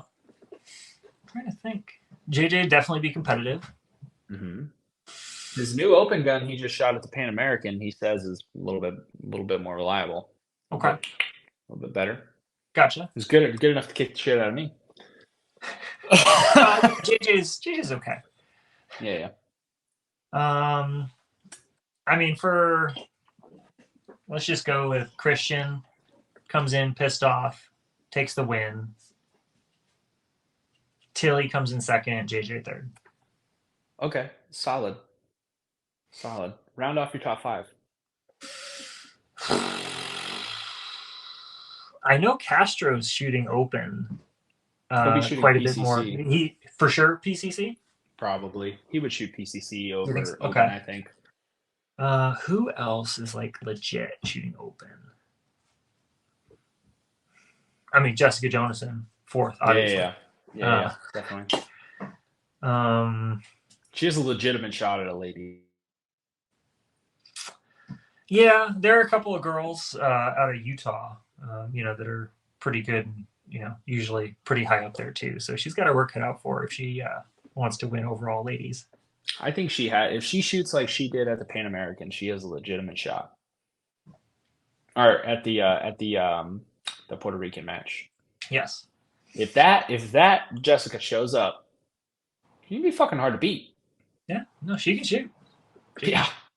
She can fucking. But who we got? So we got Christian first.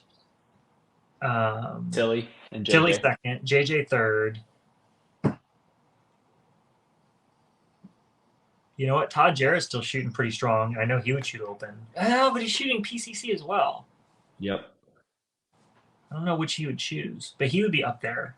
Maybe not top five, but definitely up towards the top. You know what? Let's go Aaron fourth, because I don't see him dropping that far down, if he does at all. So let's go Aaron fourth, and Todd if he shoots fifth Over KC? over KC. Whoa.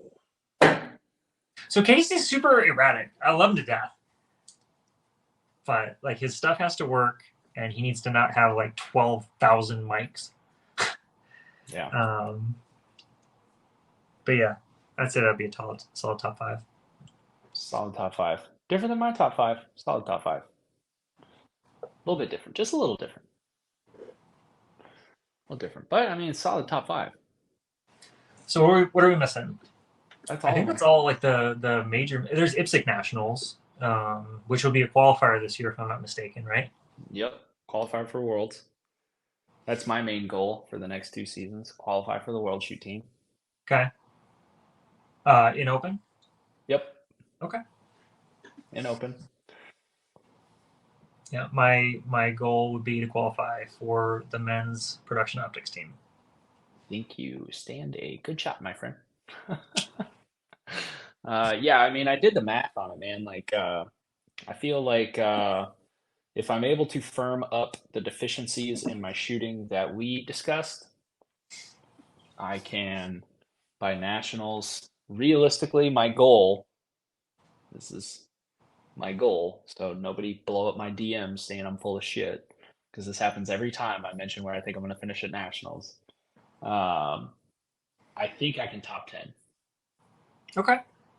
I think I can top 10. I think I can be competitive. Top 10 usually ends up being somewhere around like 85 to 90%. Okay. So would And your goal be get on the U.S. Men's Open team, or to get one of the individual slots post squad or the, post team assignments? the US Open team, and this is how I'm going to do it. Okay. Top 10 this year. Get 90 points towards it. IPSC Nationals, top 10, top 5. Okay. Get 90 more points.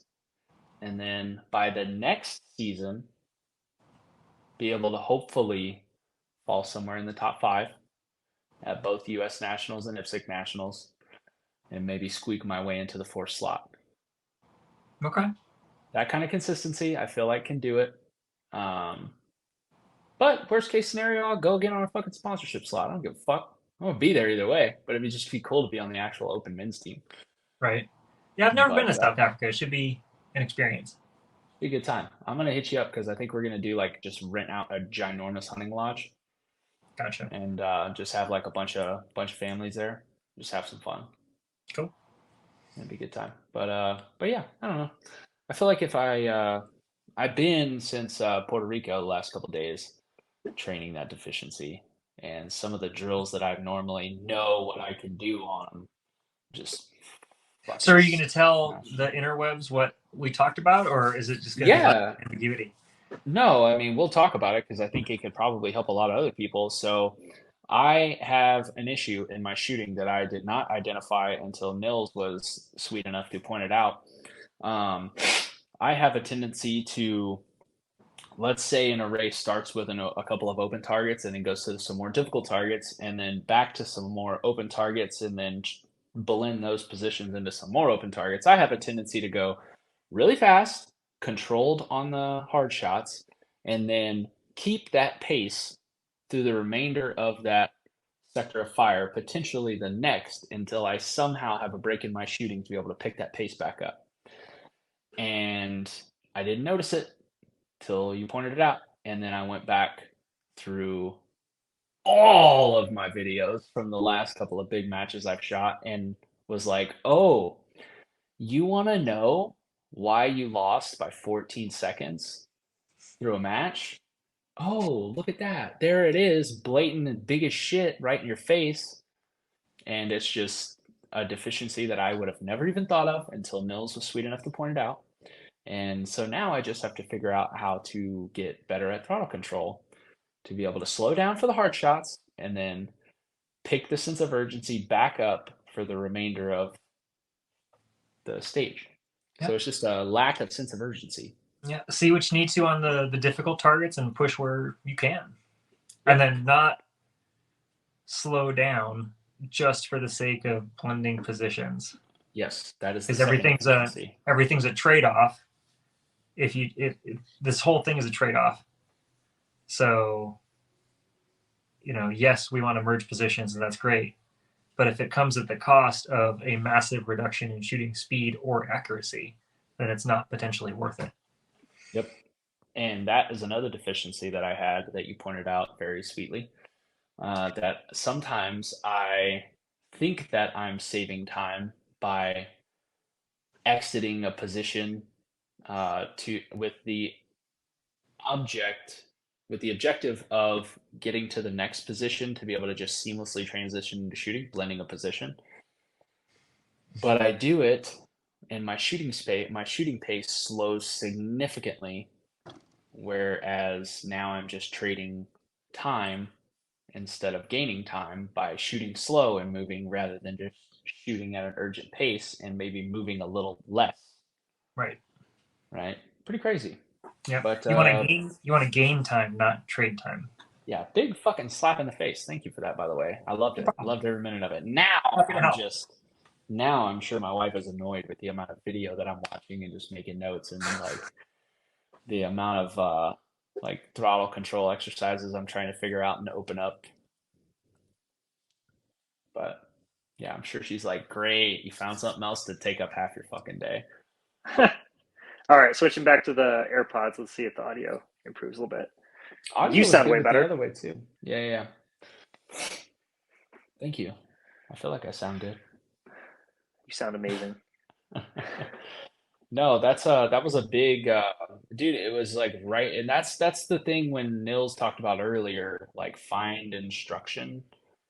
Like that's a big part of it. Like I have been, dude, if you knew the amount of self-torture I've been putting myself through trying to find the deficiencies in my game, like when I shoot a match against JJ and I'm like, okay, how the fuck was I 18 to 20 seconds slower throughout a whole match than this guy when I shoot on a stage with him and I feel like I'm, within a second, sometimes trading time with him back and forth and blah blah blah, which whatever when I shoot with him, but then obviously when I don't shoot with him, I don't know how he's shooting. But Right.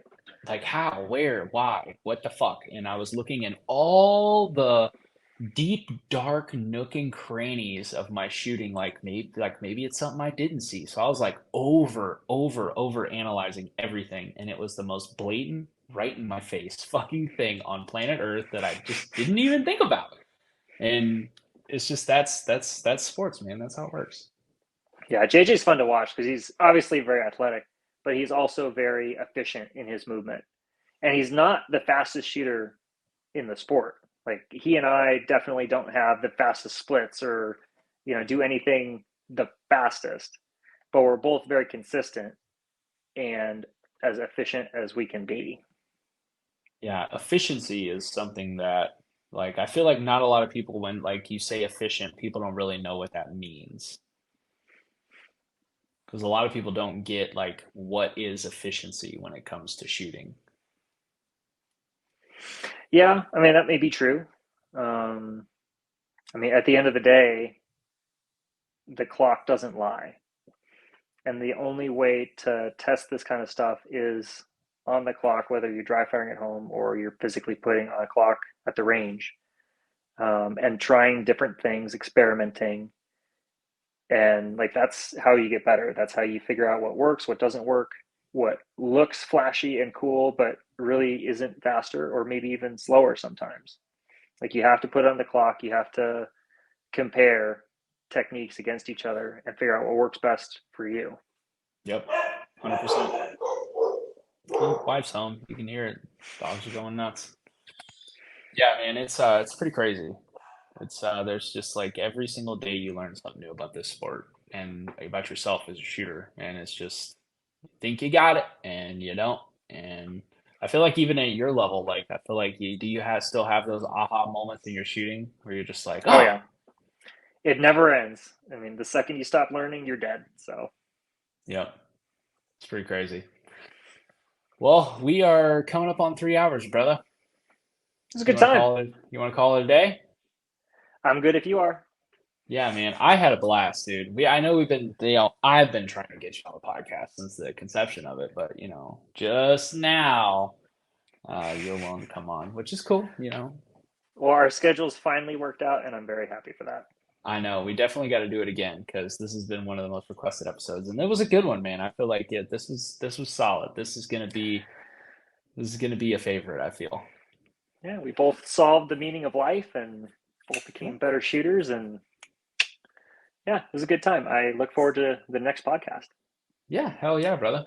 Well, before we get out of here, if people want to find you, where do they go? So I'm on YouTube, YouTube/Nils Jonason. Instagram is No Skills Nils, and that's pretty much my existence on social media.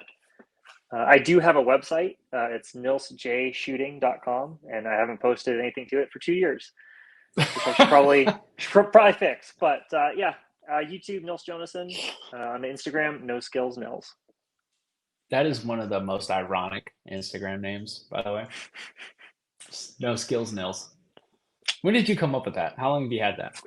So I was working at a gun store called Scottsdale Gun Club, and it was just kind of a joke with some of the other employees because I did a bunch of stuff, and I don't know, it just kind of came around, and they always made fun of me for being a really good shooter, so it was natural to a little self-deprecating humor never hurt anyone, right? Now it's stuck, dude. I dig it. I dig the shit out of it. Well, dude, it's been such an honor to call you a friend and watch your journey and the great things that you're doing in your career, especially at the spry age of 33, dude. You're young and like really in reality, you're one of the youngest. Like people think about the legends in the sport and all the legends are, no offense to them, past their prime for the most part, with the exception of like even Graffel. Graffel's getting to the point where he's a little bit older, right? He's still going to be dominant for the next fucking while until he stops shooting. But I'm sure if you asked him, his prime years are gone. Like you're not even there yet, and you're so dominant. It's going to be pretty cool to watch throughout my career. Maybe one day I'll get to shoot on a super squad with you. I But expect you will. I mean, I've been super fortunate. I mean, I'm in the position I am because of everyone that's come before me. Last year was, I don't want to say a fluke, but definitely the stars aligned and I performed very, very well.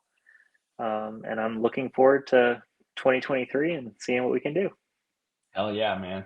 Well, dude, this has been an honor. It's been a pleasure. It's been fun. And I really appreciate you doing this, bro. Likewise, Trevor. Thanks for having me on. Thank you, brother.